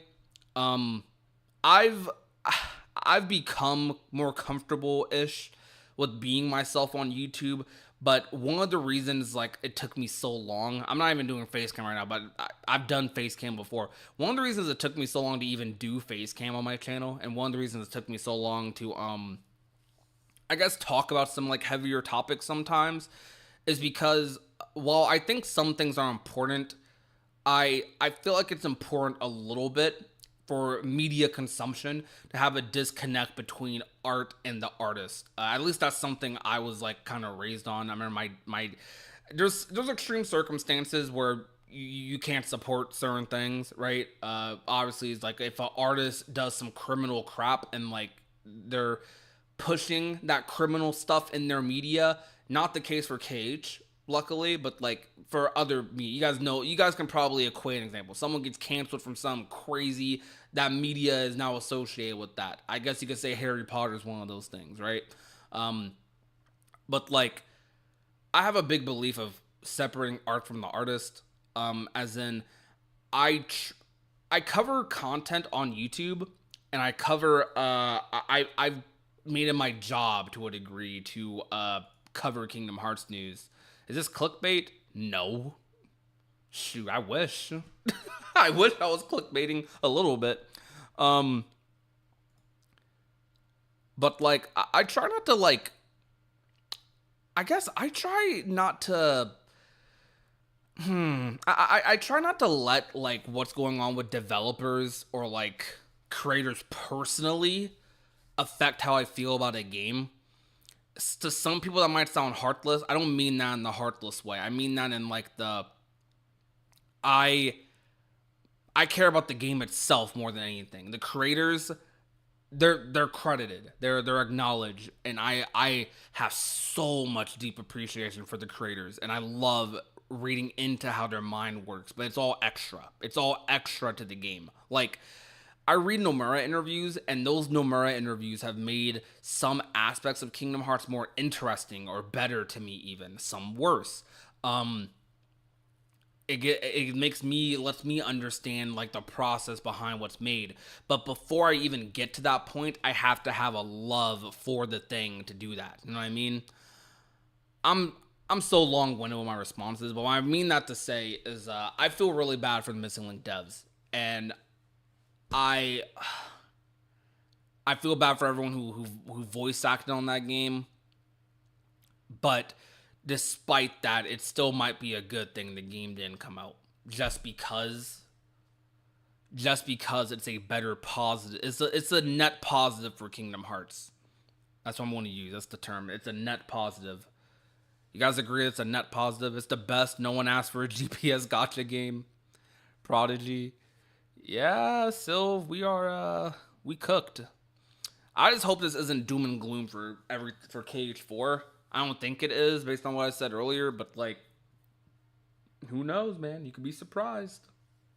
I don't work at Square. I'm a fan. I am a fan. I'm a fan who yaps. I'm a fan with the microphone. That's all I am. Not a net positive. You don't think it's a net positive, Xander? Missing Link being canceled is only a bad thing. People are living in the assumption that it wasn't important or that it will be made into a console game. Neither of these are guaranteed. No, Xander. You're misinterpreting it a little bit. What I mean by this is a net positive, if anyone else wants to add to it in the chat, feel free. But what I mean by it's a net positive is that, story aside, that is a worry. Story aside, right? People don't have to play a mobile game anymore, a new mobile game, to get into more of the story of Kingdom Hearts. They don't have to do that anymore. This game's canceled. It's done. If it gets repurposed into a console title, that'll be a cool thing. That'll be a good thing. But it's a net positive that fans can experience something together without, like, you know, this is how the Union Cross fandom for years has been like over here trying to preach the gospel about Union Cross. Bro, I'm still going to be preaching the gospel about Union Cross. Like, Union Cross story is so freaking peak. Dark Road story, so freaking peak. It's so good. I want people to watch it, but I know they won't. I know a lot of people won't, man. I know no matter how much I yap about Union Cross and Dark Road, hundreds of the millions of fans that are going to buy KH4, if Kingdom Hearts 4 sells 4 million copies week 1, how many of those people do you think watched the Union Cross story? I bet you it's not even a million. I bet you it's not even a million that finished it. I bet you. Because it's like, I don't know, maybe not, I don't know, maybe a million. But like, it's not going to be a large number. It's not. I just don't think, like, because the amount of people that like play game, that like played like Union Cross. Union Cross got 10 million downloads, but the amount of people that actually finished the story, I don't think is a lot. I don't think that many people did. That's what I mean, though, Xander. Hopefully, I wasn't too long-winded. And yo, Azure Ace, what's good? What's good, Kyle? Welcome to the stream. At least this is the death nail for Cage mobile games. There's no way they make another mobile game after this. Hopefully not. If they do another free-to-play Cage game, it needs to be a live service console title or MMO. It does not need to be a mobile title. I'm gonna get slandered for this. I have a feeling. I don't know. Like, guys, do I risk? Be real with me. I'm asking for guidance. I'm not asking like for reassurance or for you guys to just like, yeah, yes, I don't know, like show me or whatever. Do you guys think it's I kind of want to vocalize that perspective about, I'm not trying to say it's a good thing devs hard, like people are going to hear it like this. I'm not trying to say it's a good thing that devs hard work went nowhere. I do not agree with that at all. I wish things turned out better. But I do think it's a net positive for KH fans that this happened. I think that like there is an upside to this. There is light in the darkness, I guess. I don't know if I want to make a video about that topic in particular though. I kind of want to, but like I kind of feel like some people might you know, the internet's the internet. People might over misinterpret things. When I say it's going to be, if I say it's a good thing that Kingdom Hearts fans don't have to play a mobile game to learn more about Kingdom Hearts 4, people are going to say, oh, he's saying it's a good thing that devs wasted their time for 3 years or that the devs' hard work went, like, no, bro, it's not. No one's saying that. Chill out. It's already a common opinion. Yeah. Say what you want to be a hot take either way. I guess so. Might just have to embrace it. This overall is a negative. It's wasted a bunch of money and now we aren't getting any content for even longer. Yeah, that does suck for the company. They probably wasted millions on Missing Link. And them wasting millions on a Kingdom Hearts project could lead to like bad things for the franchise as a whole, possibly, depending on KH4. I will admit though, if Missing Link getting canceled is like strike one, maybe strike two. I don't know. Whatever. Missing Link getting canceled is a strike, and I think Kingdom Hearts 4. Let's say theoretically, Kingdom Hearts 4 Kingdom Hearts 4 didn't get canceled. Not canceled. Let's say Kingdom Hearts 4 wasn't successful. What if Missing Link got canceled? They wasted millions of dollars. Then on top of that, KH4 failed. KH4, I don't know if that's going to happen. I doubt it. I personally think a Kingdom Hearts number title has to do a lot wrong to like fail. I don't think there's been a single number title that's sold less than like 4 or 5 million. KH4, I project that Kingdom Hearts 4 is probably going to sell anywhere between like 5 to 7, like 3. Probably like 5. I don't think it's going to sell as much as KH3, but who knows? I think KH4 is going to sell anywhere between like, maybe not 5 to 7. I think 4 to 5 within the first year. 4 to 5 mil for KH4 within the first year. I don't think it's going to sell 5 mil first week like 3 did. Maybe like 3 mil in the first week. It depends on how hype it is. If Star Wars is in there, Moana's in there, they have all the MCU in there, it might sell 10 million copies. But right now, nah. I think if KH4, but theoretically, if KH4 failed and Missing Link got canceled, that might be enough to kill the franchise. High key might be enough.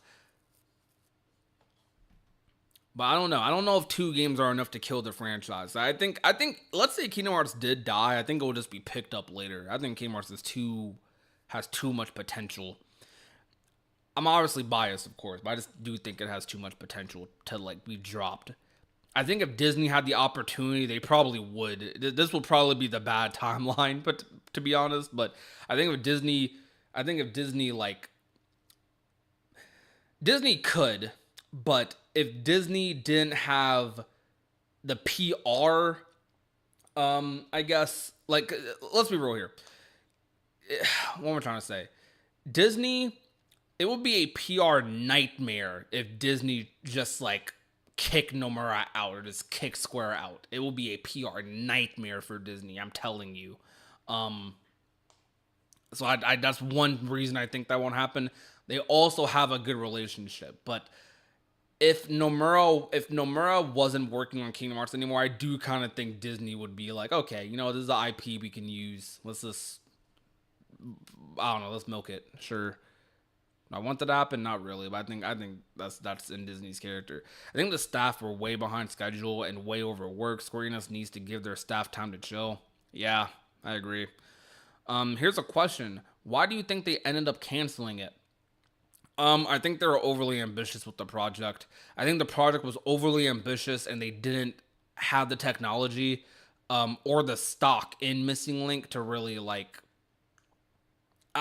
Okay. I think it was a overly ambitious project that they didn't have the stock to like. They didn't have enough stock in the project to know that it was going to be successful. But I do think Missing Link had very little interest, even compared to Union Cross and Dark Road. Like, I'm gonna be transparent with you. This is as a creator. Now, me being a creator is not reflective of the actual. It's not 100% reflective of the actual interest in the game. I was of the belief that Missing Link was going to be big or popular when it came out, not during marketing. That's how Dark Road was. When I made Dark Road videos, before Dark Road came out, when I made Dark Road videos, they got like no views. They were like the least viewed videos on the channel. Union Cross pretty consistently throughout its entire life cycle was doing pretty well on YouTube. Not as good as 2 or 3 or a number title, but it did pretty good. Like sometimes even better, honestly, than some of those titles, depending on the update. Missing Link, bro. You cannot pay somebody to watch a Missing Link video. Like, if I make a Missing Link video, it is out of passion. It's because I felt like it. It is not for money. It is not for views. It's not for growth. Missing Link videos do not do numbers, bro. They don't. This stream is only doing numbers because it got canceled. If I did a normal Missing Link stream, it would not be doing numbers. If the game didn't get canceled and I did a regular stream rambling about Missing Link's story, we'd probably have like 40, 50 people in here max. Right now, game got canceled and we're at what? 200? Shout out to you guys.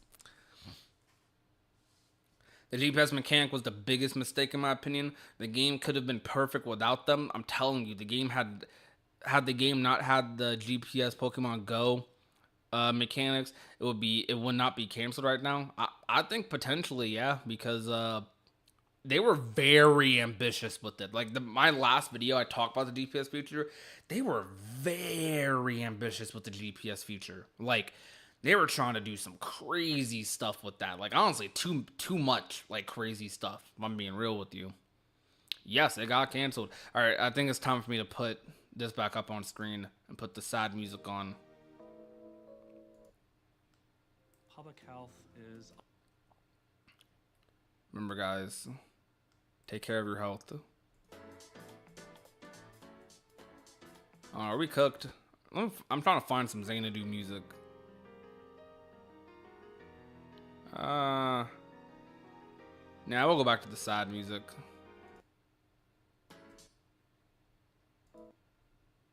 What the heck? Huh? Alright, this one. Alright, there we go.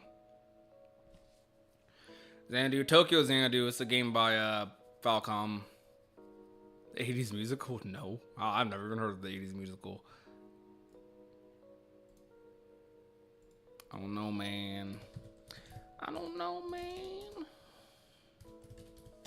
Look,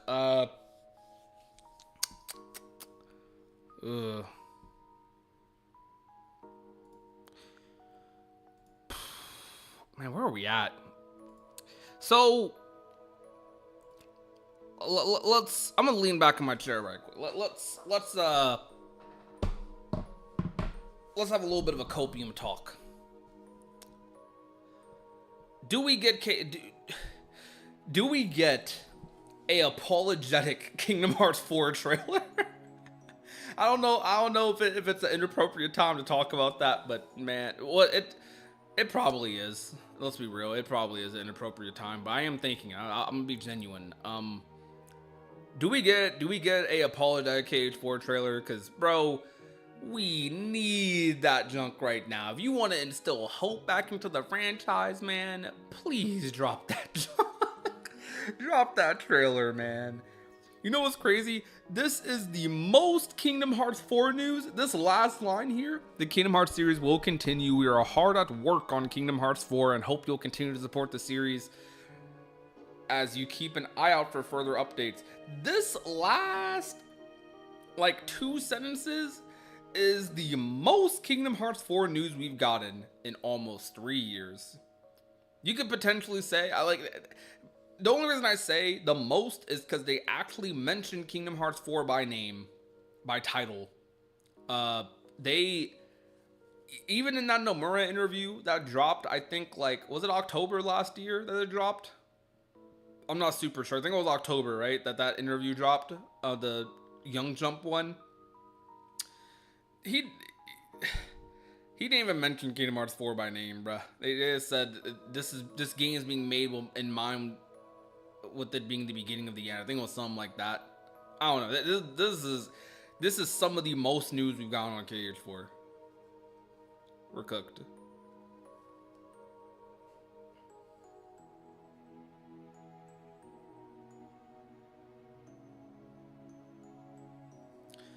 We're getting a KH4 trailer next month after this news for sure. You think so? Bro, that Summer Games Fest trailer looking kinda nice right now. Oh yeah, me and Noir have to do a podcast episode, don't we? I just thought about that. I gotta hit up Noir actually.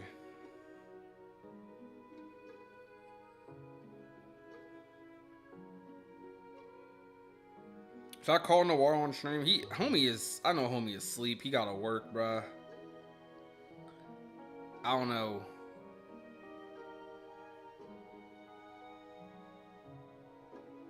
Bro, what the heck? I just looked at my Snapchat and I saw what Noir posted in the group chat. What the heck is homie doing? Okay. Alright, chat, should I call Noir? I'm tempted.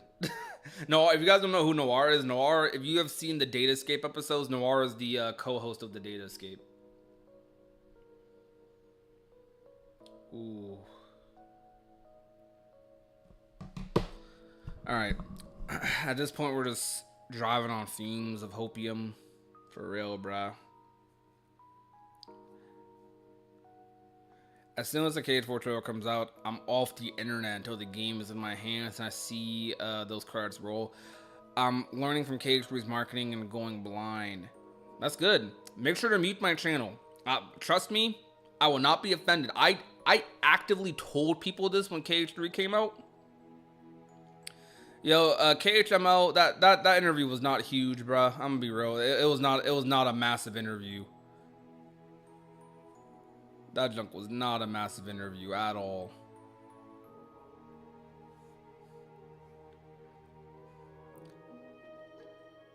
When I think of a massive KH4 interview, it was the, what's it called one? The Game Informer one. We got interviews, nothing concrete. That was not KH4 news. Yeah, that was not KH4 news. I don't even call this news. I'm obviously being a little like, I'm memeing a little bit, but like, bruh, seeing KH4 mentioned is rare. Bro said they said KH4. You know what's telling to me about this a little bit though? I don't want to read too deep into this, but a lot of the times when they make posts like this or make announcement or make like statements like this, you usually see like dash like Nomura at the end, like as in Nomura wrote this. They didn't even do that this time. So this was a company decision, obviously. I mean, obviously, if they're announcing the cancellation of a game, it's not going to just be Nomura saying it, but like, yeah. I'm more depressed that the story of Missing Link is gone unless they tied into KH4. It might be good, but like, I wish they could release the cutscenes. Like, maybe they finish the story and do a movie. Yeah.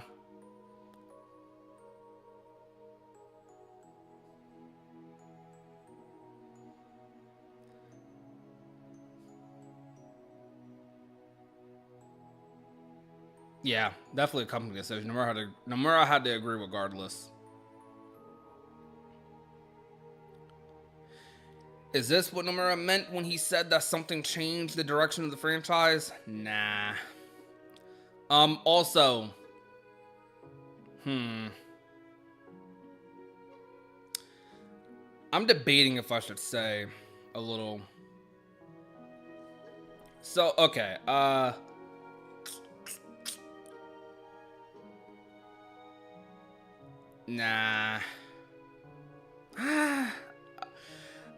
Okay, I don't know if I should. Nah, I'm not gonna say it. Does it matter? I already like. Okay, so I'm gonna bounce around words here. Obviously them canceling a game is not a spur of the moment thing. They did not decide this within the past week. This has been decided, like this has been a thing the whole year, I think. Not certain, I think.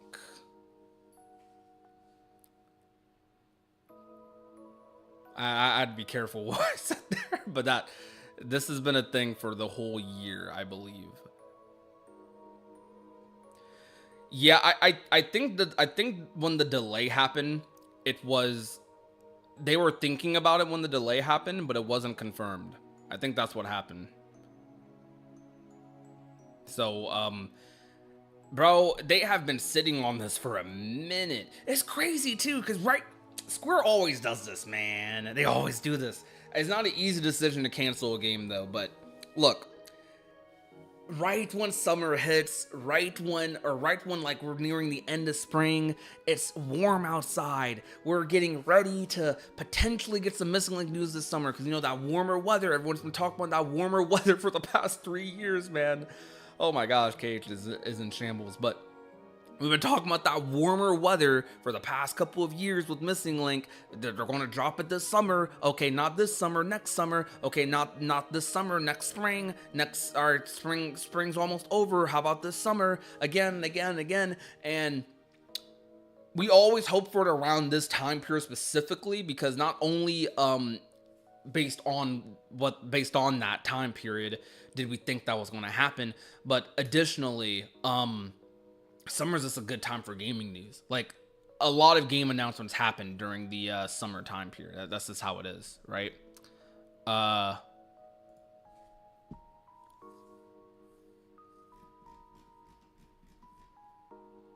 don't know, bro. I feel like right when you get excited for something with KH, something's about to happen, man. Something's about to happen.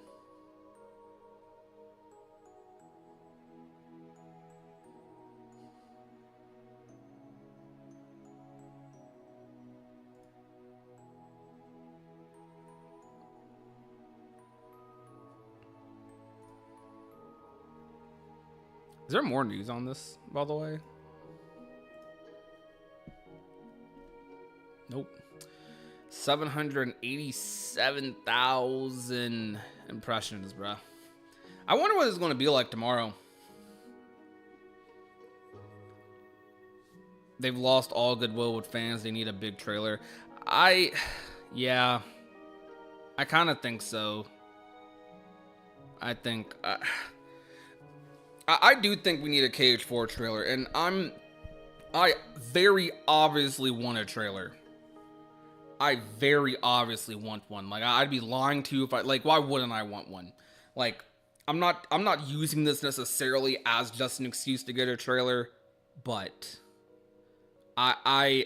bro, community needs a win, man. Like, seriously, look, I get it. We're on their time. We're on Square's time. The developers aren't slaves. The developers are not slaves to the fans. But the fans are also not like slaves to the developers. Meaning people are allowed to like criticize. People are allowed to express disappointment with wait periods. People are allowed to express just however they're feeling, man. Because that's part of like internet culture. Now, are hate mobs, are witch hunts, are things like that appropriate? No, I don't think so. But I feel like we need a win. When was the last time, guys? Seriously, what was the last like big win for Kingdom Hearts? I would say like, okay, to some people the Steam releases was a big win. It wasn't that big of a win for me personally, but maybe the Steam releases, and I would even argue that. I'm not trying to diminish the importance of a Steam release. I'm not trying to. But the reason I don't see that as big of one is because for me, right? I already had Kingdom Hearts on Epic Games. I don't care about like platform. I don't care about like launcher elitism or whatever. That doesn't matter to me. Like Steam is the better launcher, but I already have it on Epic. And if anything, the Steam releases came with like two negatives for me. One, the Steam ports didn't freaking work at launch for one, and two, with the Steam ports, they did this really garbage, trash AI upscaling, bro. Like the AI upscaling genuinely ruined so many of the textures in the game that still are not like fixed and look washed out and like just they over upscaled it. Like you ever like have you? I don't know if any of you are into graphic design in any capacity, but have you ever like messed with any graphics and like you've like turned the noise reduction to max? And then sharpen it, then noise reduction, sharpen again, noise reduction, sharpen, like you ever did that? Like that's what AI like does a lot of the time. It smooths out pixels, and they did that with Kingdom Hearts to upscale some of the textures to 4K for the first time.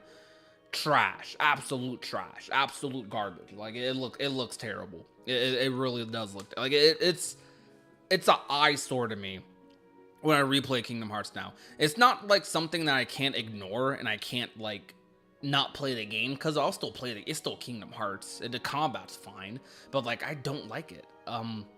Anyways, the Steam releases is like, okay, it's a port. It's a port of the remixes. Some people who didn't play Kingdom Hearts on PC, definitely a win. But like I feel like the last like universal W for the franchise, I guess, was KH4's announcement. So I see a lot of you saying Smash. Before the KH4 announcement, yeah, definitely Smash. Sora came to Smash at the end of 2021. I would say that was a big W. That might have been another universal W. So it has been like over 3 years since we've had like a big a Dark Road story. You're right, Dark Road story was a big deal. But again, with Dark Road though, we talk about the mobile game stuff. Not everyone cares about the mobile games. But it was cool. So I was happy Dark Road came out. So I'll take that for myself. Like, shoot, Dark Road was bigger for me than the Steam releases. So, yeah, I'll take it. But Dark Road was 3 years ago, too. Dark Road was in, what was it, August of 2022? That the finale released? Like, bro. Guys, it's been too long since we had a win. And with those tiny wins, 2022 was the last like decent Kingdom Hearts year we had. Since then, pretty much I don't remember what happened in 2023. Did anything happen in 2023? I don't fully remember. 2024, also nothing happened really. We got a lot of leaks and rumors, I guess, but nothing substantial happened.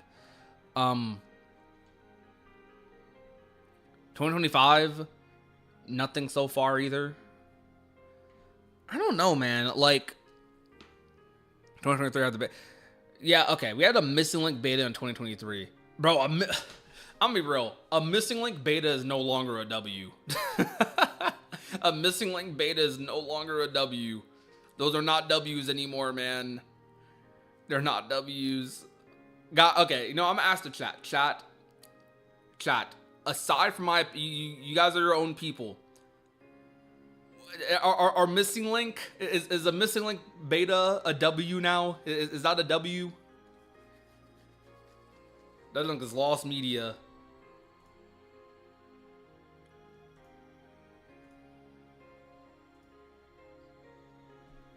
No, not really. I don't know, man. It's complicated. That might be the best response. It's complicated. W in preservation. That's true. I am very happy those betas exist for preservation. There's a big data mine of missing link going on though, luckily. So I guess shoot, the data mine's a good thing now. So shoot, we take those. Probably want to see a lot of data mine info about what missing link could have been.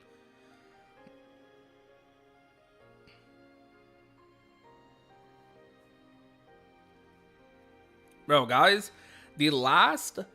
By the way, put this into perspective, okay? The last console Kingdom Hearts release, meaning when I say console, I'm not trying to isolate it from PC. Like PC releases are big, but like the last non-port console release, PC whatever, was Melody of Memory in November of 2020. 5 years. About to be 5 years in November this year. 5 years since the last console release. And a lot of you guys aren't expecting Kingdom Hearts 4 till 2027, late 2026 at the earliest, I would say right now. With this 40 minutes of story, bro. Bro, oh my gosh. Half a decade since the last console Kingdom Hearts title. And yeah, you're right. We don't even count Mom. So if you want to like take away that tiny win too, if you want to take away the little, I personally, for me, Melody Memory cutscenes more significant than anything I saw of Missing Link, in my opinion. Or at least more enjoyable. I should say more enjoyable. I did enjoy Missing Link's cutscenes, but more enjoyable than Missing Link's cutscenes. Obvious bias because we didn't even get a chance to get to know the Missing Link characters. But man, regardless though, right? If you want to take that away, it was Remind. Remind was the last major defining Kingdom Hearts. That was the last like major Kingdom Hearts experience. Remind. DLC. I count Melody of Memory, but I would count Dark Road 2 for me personally. But I have to acknowledge that there's a lot of people like, okay, I think Remind was the last piece of Kingdom Hearts content that most people, or like maybe not most, but like a good like majority of the fan. I don't know about majority. I don't know. I'm gonna just commit to it. I don't care. I think Remind was the last like piece of Kingdom Hearts content that like a very large portion of the fan base, that with Melody of Memory was the last content that a very large portion of the fan base probably consumed, like watched cutscenes of, or actually played in Remind. Like I think that was the last piece of content that was like crazy. Everyone talks about Yozora constantly. We still talking about Remind to this day. We're still talking about what happened in Remind. Now, how many people are still talking about what happened in Dark Road? Dark Road doesn't get a lot of love nowadays, man. It doesn't. I'm sorry. It just doesn't. Dark Road does not get a lot of love nowadays.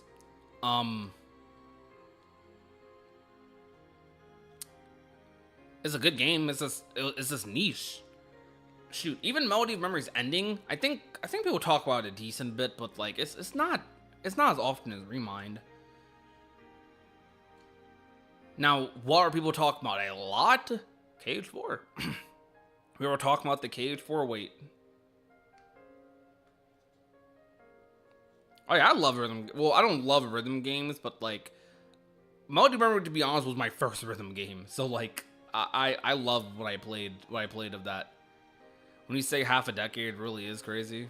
Yeah, it is. Cage community is cooked. Yeah. Guys, I gotta ask, let's be real here. Is doom and gloom justified right now? Is a little doom and gloom justified? Or are we being negative Nancy's? We should be positive, and I try my best to be positive, man. Like, shoot, like, I know some people don't like the cage, like talking about KH4 or Missing Link, like wait times, but like, it's because I'm excited for those games, man. Bull. I'm gonna have to break this habit. KH4 and Missing Link wait times. Now it's just KH4. No Missing Link. But I want to talk. I want to find a way to talk about it. I want to find a way to like yap and like share my passion for it. You know what I mean? So I make some theory videos. Occasionally I also do the just wait. I can't stand this way, and that's because I woke up that day and I was like, bro. I woke up. I'm still waiting for KH4. I woke up. I'm still waiting. This is crazy. Anyways, I'm goofing around right now, but like why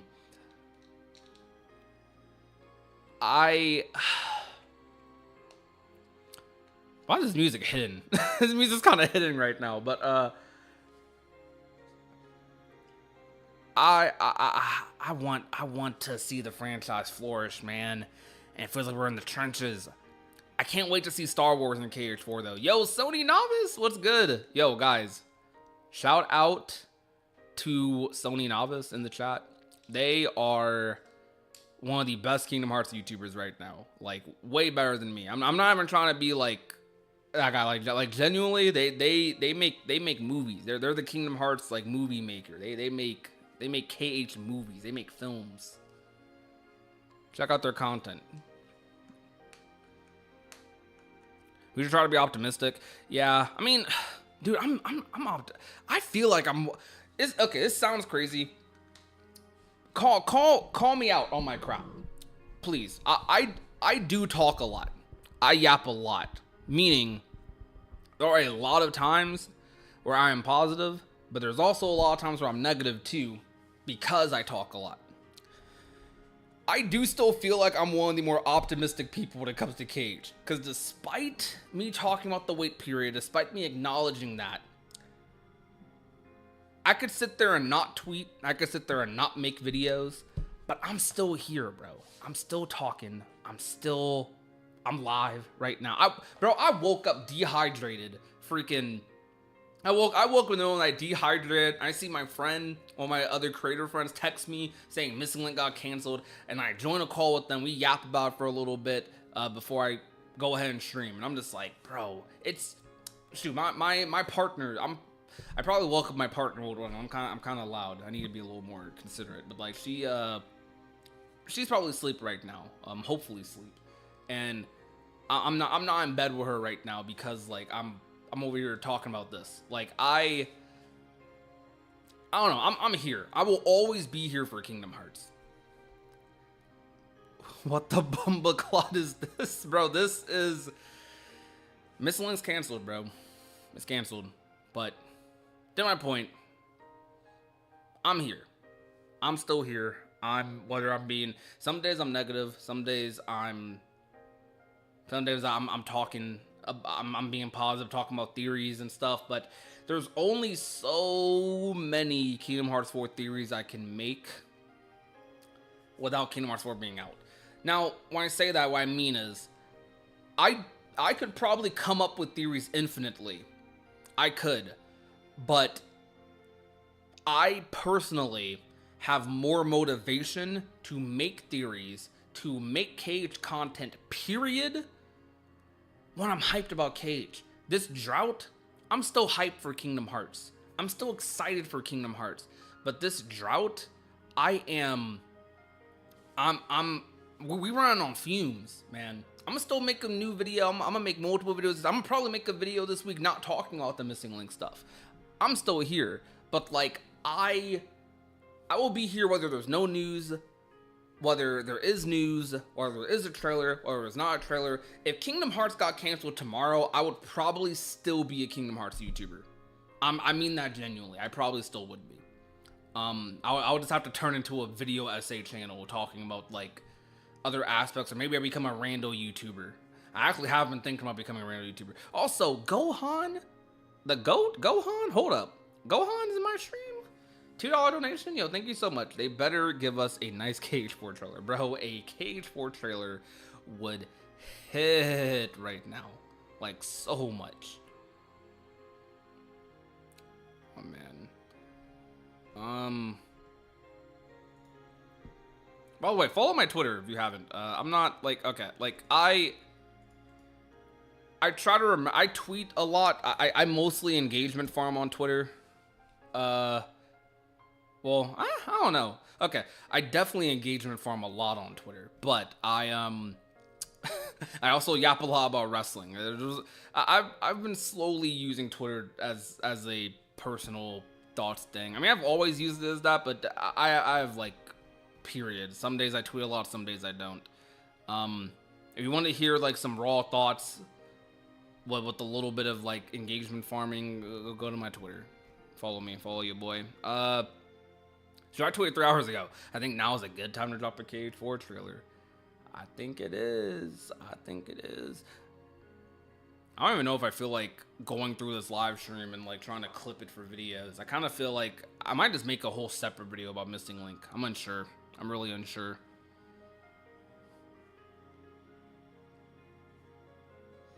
A KH4 trailer will probably calm the storm with satisfy the famous at least. I agree. I think I kind of also just think we need a win, bro. We need a win.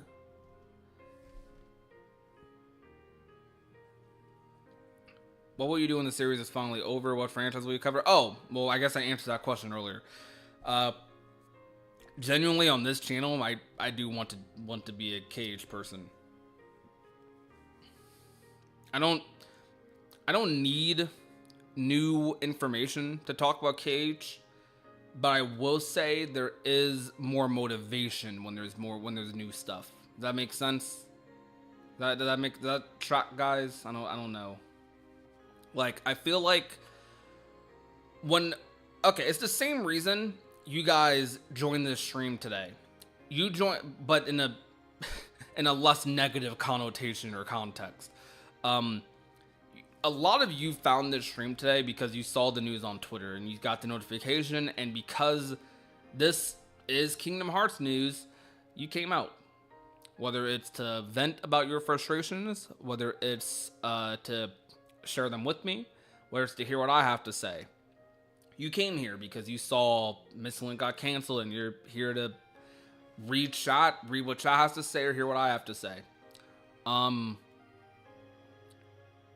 And because there's new information, which unfortunately is bad or kind of negative information, the game being canceled, because there's new information about Kingdom Hearts, you came out and you were interested in coming out. You're probably staying awake right now because of this, right? Same thing with my mindset when it comes to content creation. Like, I feel more motivated. I'm like, okay, on an average week, I'll upload like 2 or 3 Kingdom Hearts videos.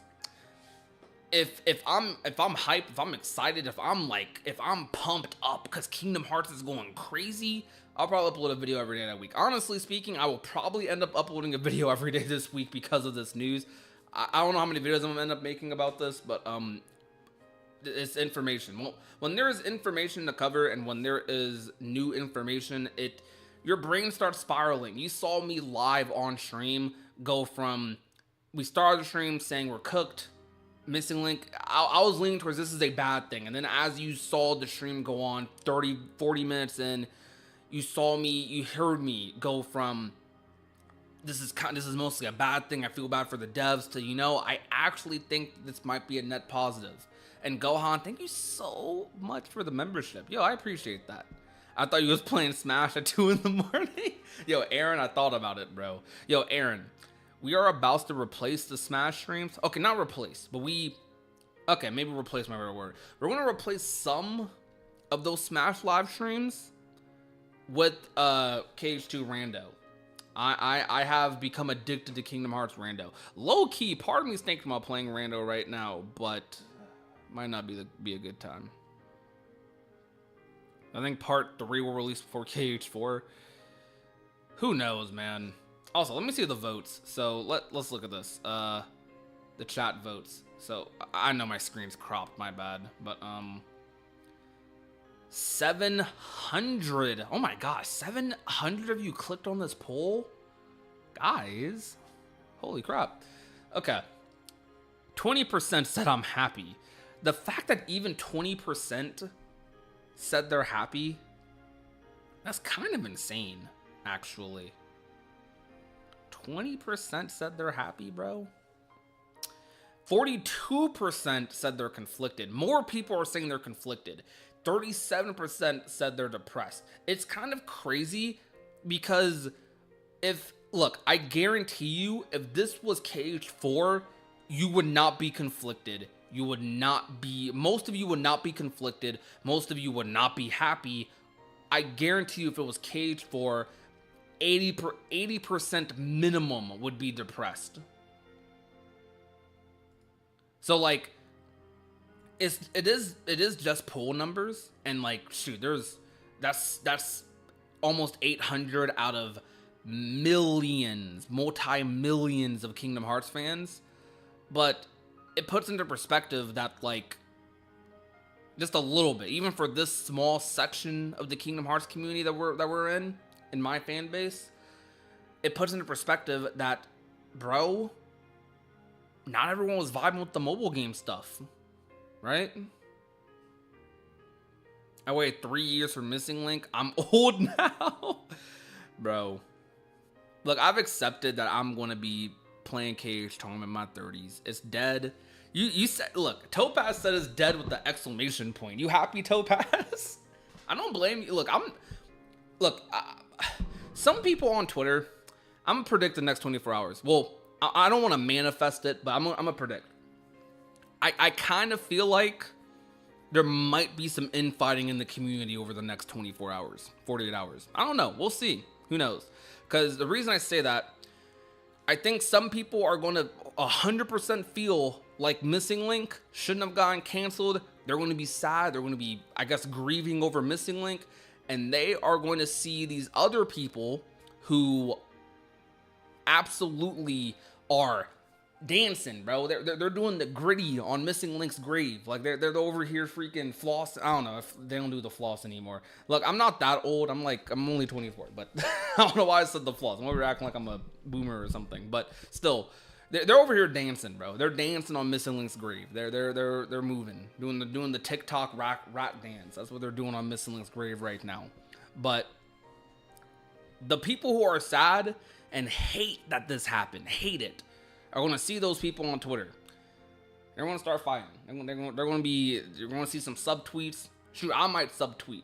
I don't value Twitter that much. So I'm not going to lie. Bro, dang it. I shouldn't be doing 3 AM streams, because I'm kind of like, I'm letting a little, I'm being a little too crazy right now. Anyways, I'm going to just continue. I don't care. Whatever. I'm a little jaded. I'm gonna say this. KH Twitter has jaded me a little bit. I don't take Twitter seriously. I do not take Twitter seriously. That doesn't mean it doesn't annoy me, though. There is an argument that because of that, because I don't take it seriously, it shouldn't annoy me. But what I mean by things that annoy me, I mostly get annoyed at narratives, because I'm of the opinion that like most people yap and most people say how they feel, but not everyone is like trying to be a revolutionist or trying to like be crazy. Some people are just staying in their opinions. Let them be fine. I had to learn during the KH2 versus KH3 wars, bro, that it's okay if someone doesn't like your favorite game. I feel like I always knew that, but I guess I argue with people that didn't agree with that point of view. I still argue with people that don't agree with that point of view, but I argue way less. I'm just kind of like, I have friends who I've met IRL who like hate KH3 with a passion, and I'm like, bro. Or no, we'll be arguing about KH3 versus KH2, and I'm like, sometimes I'm just like, bro, why? Why do you think this way? But we move on, bro. We move on. We're still friends. We're still homies. I think a lot of people can be like that. A lot of my closest Kingdom Hearts friends completely disagree with all my opinions, but we're still cool. And I try to carry that in real life. Twitter, I think social media in general, because there's a lot of strangers online, still coming to terms with the idea that you can disagree with someone and still be nice to them. Yo, Molar, what's good, bro? ... Yeah, that happened.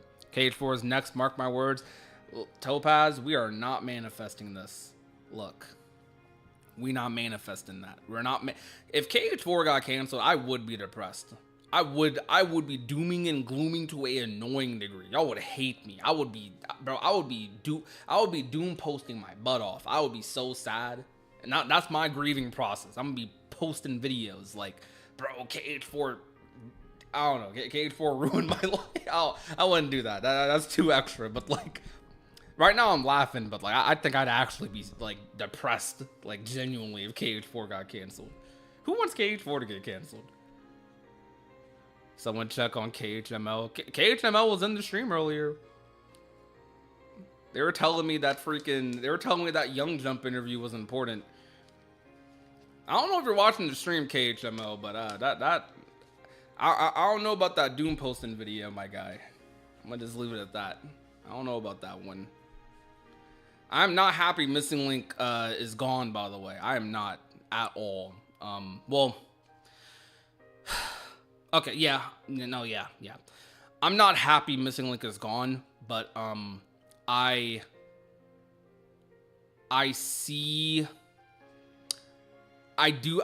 do still think this is a net positive. Maybe not for Square as a whole, but long term, I think it's a net positive. I need to stop using the word net positive. I think I'm overusing it. This is just in general a positive for the series, for the fan base, for the community, because we do not need canon mobile games. We don't.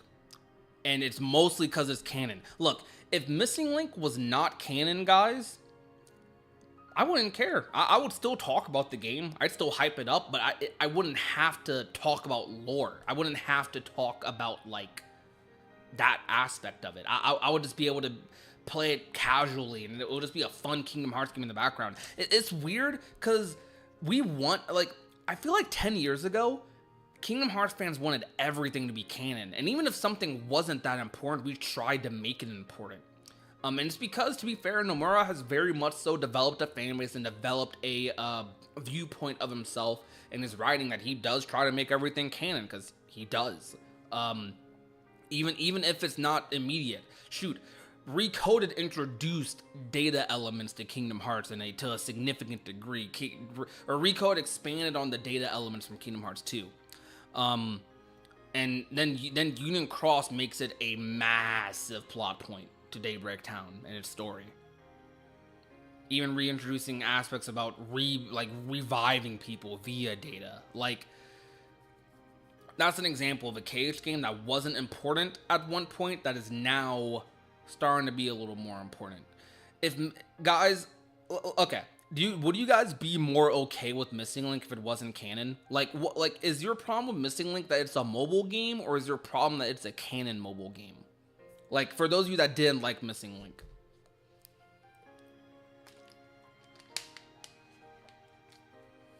Because I do, I get the argument of,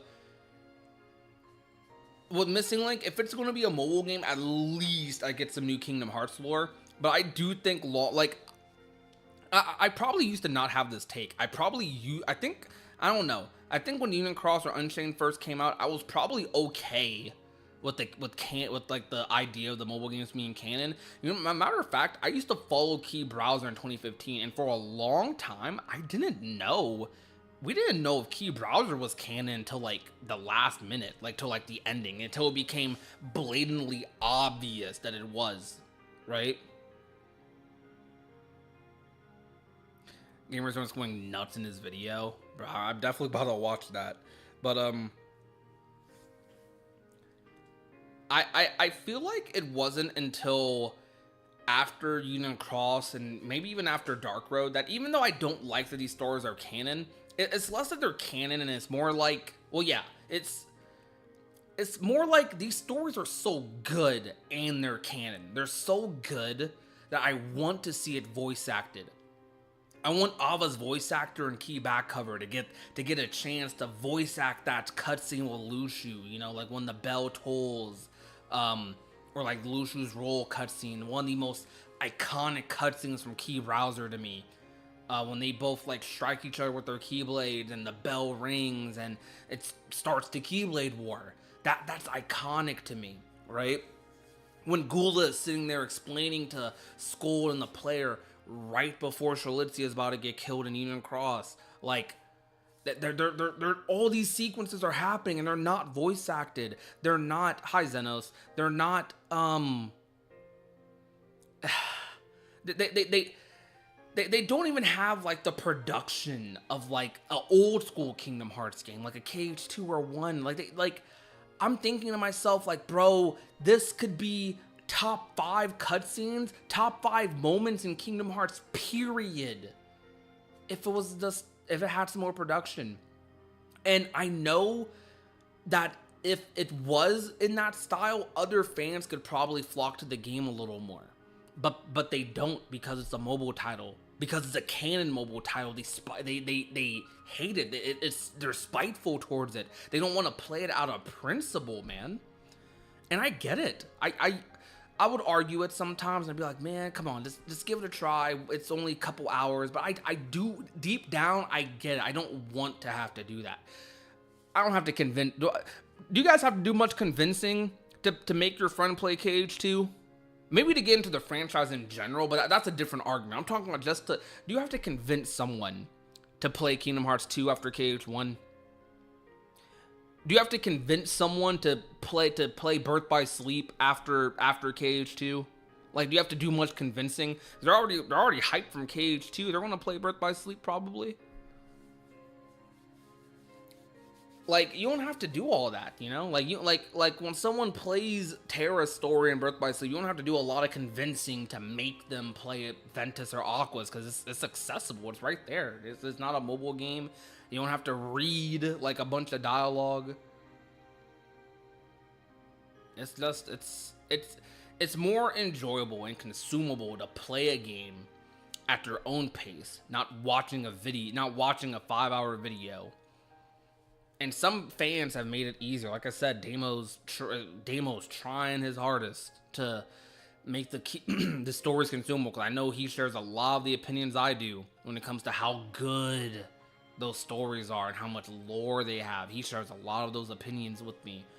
Probably has even more of them, because he analyzes them probably even more than I do. Like, we don't want to have, like, we shouldn't have to do that for a game. You know, it should just the only barrier to entry should be purchasing it. That's the only barrier to entry. It should just be buying the game, buying the collection. Then when you buy it, play it, go through it. You know, that's it. Dude, imagine, dude, those freaking master cutscenes in Union Cross with freaking Ray Chase. Someone mentioned Ray Chase, Kevin. Imagine that, dude.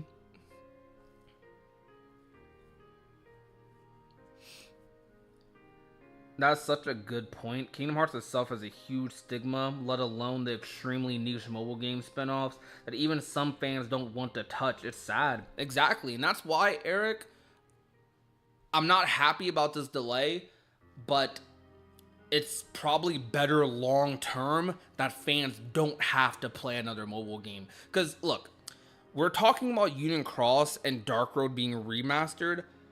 while Missing Link is being developed. We're out here talking about Union Cross and Dark Road remasters, remakes, while Missing Link is being developed as a exclusive mobile game. While that is happening, that is such a crazy contradiction. We want these to be remastered. Square knows we want it to be remastered, yet you are actively developing, making another mobile game that probably 5, 10, 6, 7, however long you like it takes before the game ends service or for the story to end. A game that eventually people are going to ask to be remastered again. Because regardless of how good Missing Link is, regardless of even how good the voice acting might end up being or the cutscenes, I was a big fan of the cutscene direction in Missing Link. People still were probably going to have to watch it on YouTube. People were probably going to consume it via YouTube rather than on their own phones. Because a lot of the fan base is not going to play the game actively, day by day, week by week, maybe for a couple of months, but like a lot of gacha games, your player base is going to drop. It's going to have spikes, and then it's going to drop. Going to have another spike, then it's going to drop. And it's going to drop and drop and drop and drop. But every time that spike happens, the spike is going to get smaller and smaller and smaller and smaller as you get deeper and deeper and deeper into the story. Because eventually what happens with every single gacha game, every single one, repeat it, every single gacha game, 3 to 4 years in, that game is not going to be as accessible to new players as people may think it will be. What's going to happen is medals, figures, banners, characters, whatever the heck is going on, are going to they're going to be broken, but slowly over time, what's going to happen is a lot of those fans are going to have so much content they're going to have to get through to even unlock the story that they're not even going to want to play. To be honest, you could get through Union Cross's story in the mobile game in a couple of hours. Luckily, Union Cross's story quests were pretty easy to do. Luckily. Banners were pretty easy to like pull on and get broken characters. Sure, right? But like, Genshin is not as appealing to play right now for me. One of the reasons I fell off is because I got outpaced with content. I couldn't keep up. There was a period, like during the period where I was active in Genshin, they weren't releasing content like that. They dropped like some story updates here and there, but the story updates started getting worse and worse and worse. A lot of filler, a lot of Paimon talking about freaking nothing, a lot of just random NPC dialogue side quests that had nothing to do with what was going on in the world. Are just boring. I was falling asleep during some of those Inazuma cutscenes, personally, right? Not saying the Archon quests aren't good, but some of the things I had to suffer through to get to the good parts was not it. With Missing Link, right? With all gacha games, you eventually get to a point where there's so much content. You get to a point where there's so much to potentially do. You get paralysis. There's so much things to do. People just end up not doing anything. And for an average KH fan, they're probably only playing this mobile game because they either really love Kingdom Hearts or because of the story. And the people who are into it just for the story, what's the point of them playing the game? What's the point of them spending money on it when they know I'm going to react to it on YouTube? Damon's going to do a story analysis. Secret Reports might make a video about it. Maybe Gamers are going to react to it. Maybe Everglow's probably going to upload the cutscenes, like do like his whole playthrough just off rip. Like someone's going to upload the raw KH Insider. KH is going to upload the raw cutscenes probably on their YouTube channel. Like, what's the point of a fan watching this for the story to play the game? If you're only into it for the story, what's the point of playing? I'll play it because so I can react to it first, be the first one to see it. But if you're not a creator, if you're not someone who needs to like be there the second it comes out, you can wait a little bit, an hour, 2 hours, 3 hours, or watch me do it live. Like, or any creator, what's the point? And that's the thing the mobile games go through. With Kingdom Hearts 4, with KH3, with these other Kingdom Hearts titles, you can, like, it's, I don't know. Maybe it's a traditionalist mindset or something, but like it's more important to have your own experience with those games. You know what I mean? Like it's it's just different. It's different experiencing the story that way because you know when you open up Kingdom Hearts 4, that game is going to have beginning to end, whether you love the story or not. That game is going to tell its story in a completed fashion. You don't have to wait for updates. You don't have to wait for dialogue patches or whatever the heck is going on. You don't have to go through all the shenanigans you might have to go through in a mobile game. I heard that Genshin right now is going through some voice actor strike thing. Because I think that's going on in the industry, and like some cutscenes, some characters aren't even voiced right now. Like with Kingdom Hearts 4, theoretically, they could do something like that. Honestly, it's possible, I'm sure. But like, with the single player game, not something that's a live service game, you don't have to go through that, man. You play the game and it's a finished product. It is what it is. You know what I mean? Beginning to end, the game is what it is. They can patch it, they can add DLC, they can remix it a couple years from now, but that game will always still be that game. Kingdom Hearts 3 is still Kingdom Hearts 3, and Remind, well, it added a lot of content. Remind's also Remind. Remind helped the game for some people. For some people, it mended a wound. I don't know. That's kind of it. Like, just for some people, it helped the game more. But like, these are complete experiences. Even with Remind released, and we gave us like 3 hours of story, maybe more. Like, more story in terms of experiences and bosses and gameplay stuff. Like I don't know. I'm going on this rant. Like, I don't hate mobile games. I don't hate live service games. I don't like gotchas on like a principle of them being gotchas, but I understand why they're made. I don't villainize them as much because I play fighting games, bro. I have a GameCube controller on my desk. I just dropped the controller on the floor, but oh my god. It's not broken, right? I have a GameCube controller in my hands right now that is like I spent $300 on. I'm not gonna lie, that do not spend $300 on a GameCube controller. But I have a GameCube controller, two on my desk actually, that I probably spent collectively like $400 on over time because I thought that having a fob controller would like make my play better because I got an extra like 2 or 3 frames like of inputs, right? That like I'm a fighting game guy. I spend a lot of money to go to fighting game tournaments. I don't do this anymore. I used to spend money going to fighting game tournaments to get like freaking to barely get out of pools sometimes. And I understand, like when you're passionate about something, you will spend money on it, and that's how people are with gotcha games, even if it's like not necessarily the best business practice. But like because I'm a fighting game fan, because I'm in that community, because I love competitive gaming, most competitive games kind of milk your pockets. I'm gonna be real. Valorant milks your pockets. Fighting games milk your pockets with season passes and DLC. Tekken over here making you pay for frame data in Tekken 7. Like, bro, why do they do that? I understand.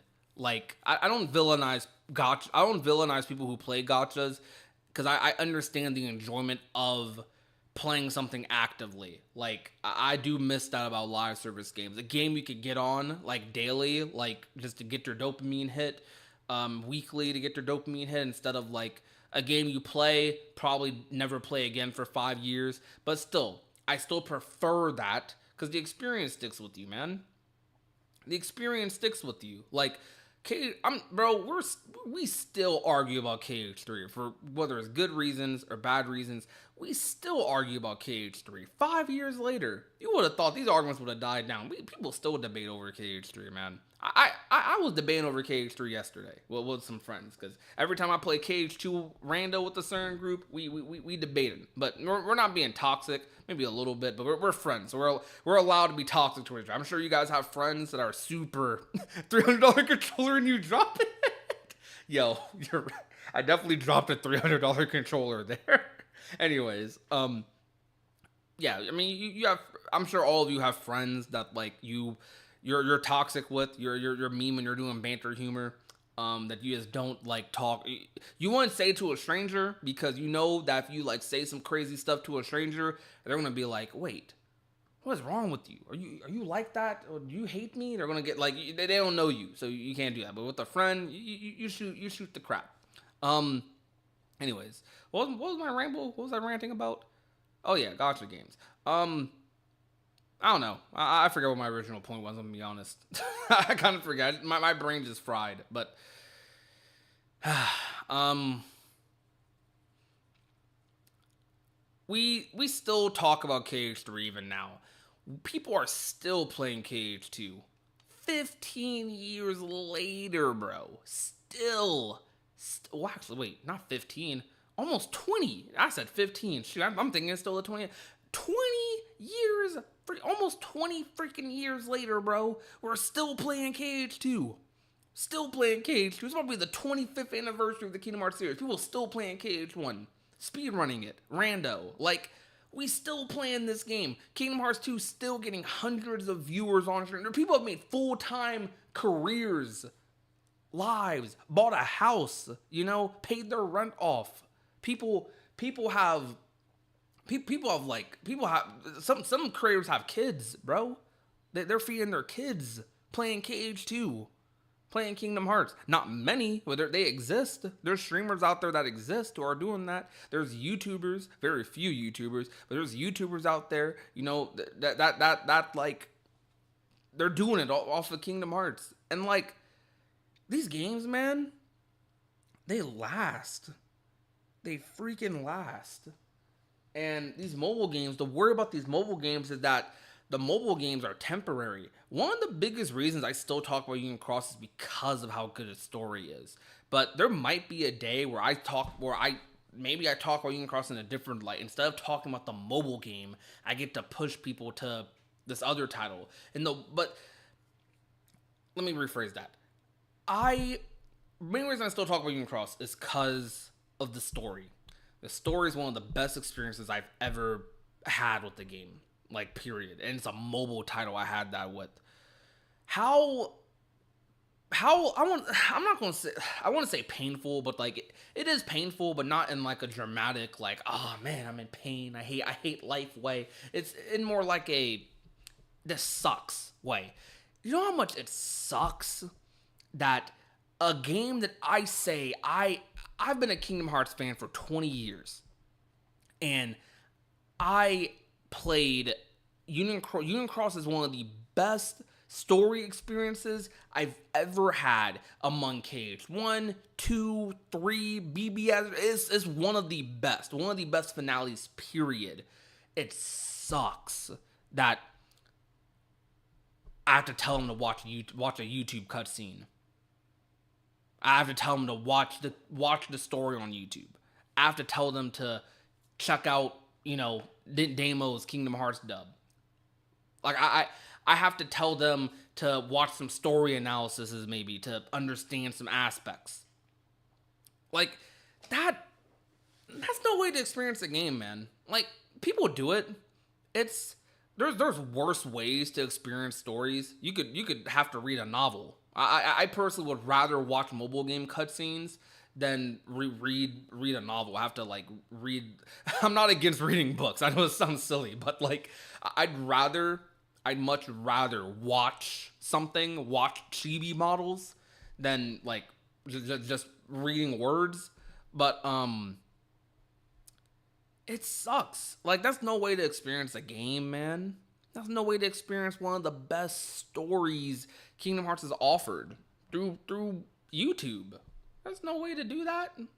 Through YouTube through YouTube you get to experience one of the best Kingdom Hearts stories of all time. What I think YouTube should be for, if you are one of those people who can't afford Kingdom Hearts 2, Kingdom Hearts 3, Birth by Sleep, and you're so into the story that you're okay with watching someone's Let's Play, you're okay with watching cutscenes, like the full movie cutscenes on YouTube, that's okay. I get it. I understand. You do what you gotta do, right? But for Union Cross, like that's something you resort to. That shouldn't be the number one option. For Union Cross, it's the number one option. It's the option. If you're new to the series, you can't download it on your phone. You can't do that. The option is to watch it on YouTube. That sucks. Anyway, sorry for my tangent. I hope that speech like hit for somebody, and like I hope that you get where I'm coming from, man. Cause I'm so passionate about this series, and I love this series to bits and freaking pieces, dude. And I'm not happy this game got canceled, but like, it's mobile games. I don't think mobile games should, like, exclusive mobile games don't have a place in this franchise to me. They shouldn't have a place in this franchise. They shouldn't have a place because while in the moment, while for the next 3 to 4 years we could have been hyped over missing link cutscenes, it would have made this drought easier for sure. We could have been experiencing monthly, bi-monthly Kingdom Hearts missing link updates, crazy story. Oh my gosh, bro, Lucio is Brain in missing link or whatever the heck happens. I don't know. Oh crap, is that Demix and Luxord on the Keyblade Council? I don't know. Like it could have been fun. It would have been a lot of fun. But I would have had to tell people to watch the cutscenes on YouTube eventually.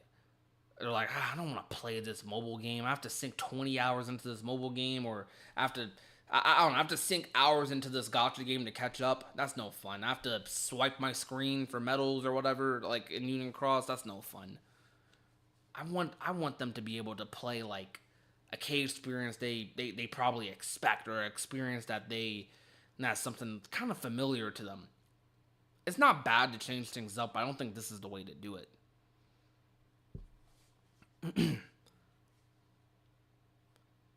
Kingdom Hearts is not worse than Marvel. Marvel is way more convoluted. I'm gonna be real with you. I genuinely do think Marvel's more convoluted than Kingdom Hearts. I mean, I guess in a way, the most convoluted aspect of Kingdom Hearts is like probably the way hearts and nobodies and stuff work. Like characters like Shion and Roxas are convoluted. That's it. But once you just accept that they are separate characters, but they're tied to this character, like they were born from this character, almost like a lab experiment sort of way, like it makes it easier to understand. But aside from that, bro, Marvel embraces its convolutedness. Like Marvel doesn't even care. Like Marvel does multiverse stuff, and it's like, oh yeah, other universes just kind of exist. I'm Thor from universe 297 or something, and I'm evil now. I don't know. That's what Marvel be doing. But it's Marvel, so it doesn't have to make sense. Well, with Kingdom Hearts, you want it to make sense, so that's why it's convoluted to you. Well, Marvel, you watch Marvel and you care about the fight, you care about the action. You don't necessarily care about like the super deep story that could be going on. Marvel has plenty of deep stories, but you don't like that. That's not the main thing you're looking at. You care more about the interaction, the world, the fight. You know, you care more about the meaning behind it rather than the context. Well, Kingdom Hearts is a very context-based series. Do you think we'll get Kingdom Hearts 4 news at Summer Games Fest now that Missing Link is canceled? Wouldn't bank on it, but it'll be a good time to do it. That's for sure. It would be a good time to do it. Bro, it's 4 a.m. I don't know. Like I don't have a reason to end streams. I don't really think I'm gonna go to sleep anytime soon. But I'm also kind of like I think I've said everything I need to say.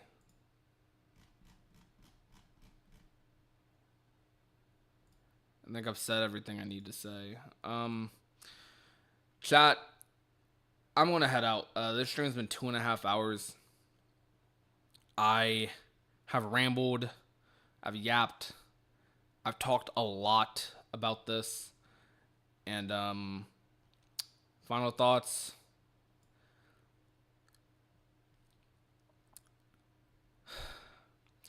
I'm sorry to the dev team that this happened.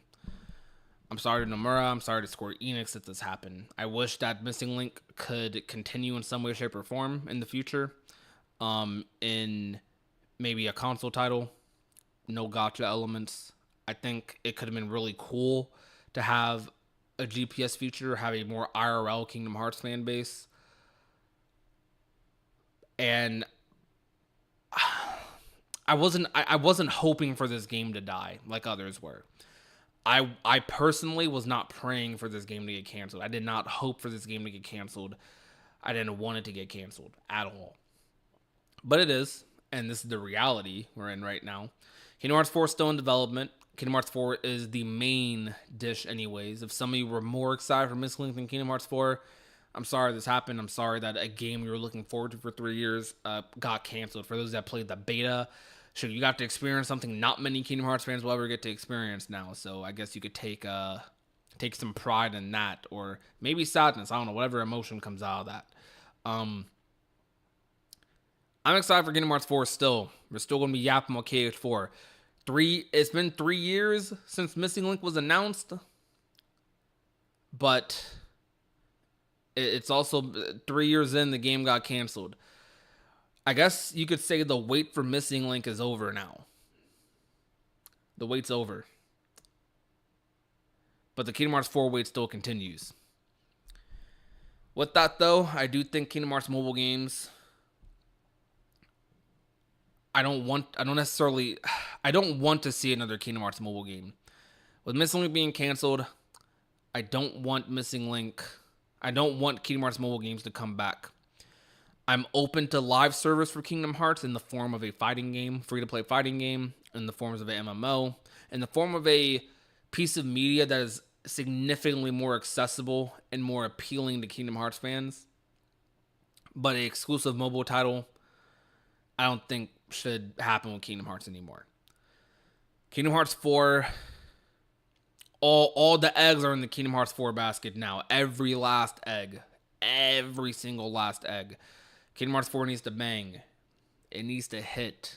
It needs to be one of the best Kingdom Hearts games. I mean, not the best, but it needs to be one of the best. Top 3. At least I hope it is. With that, I do think the fan base has many positives to come out of this.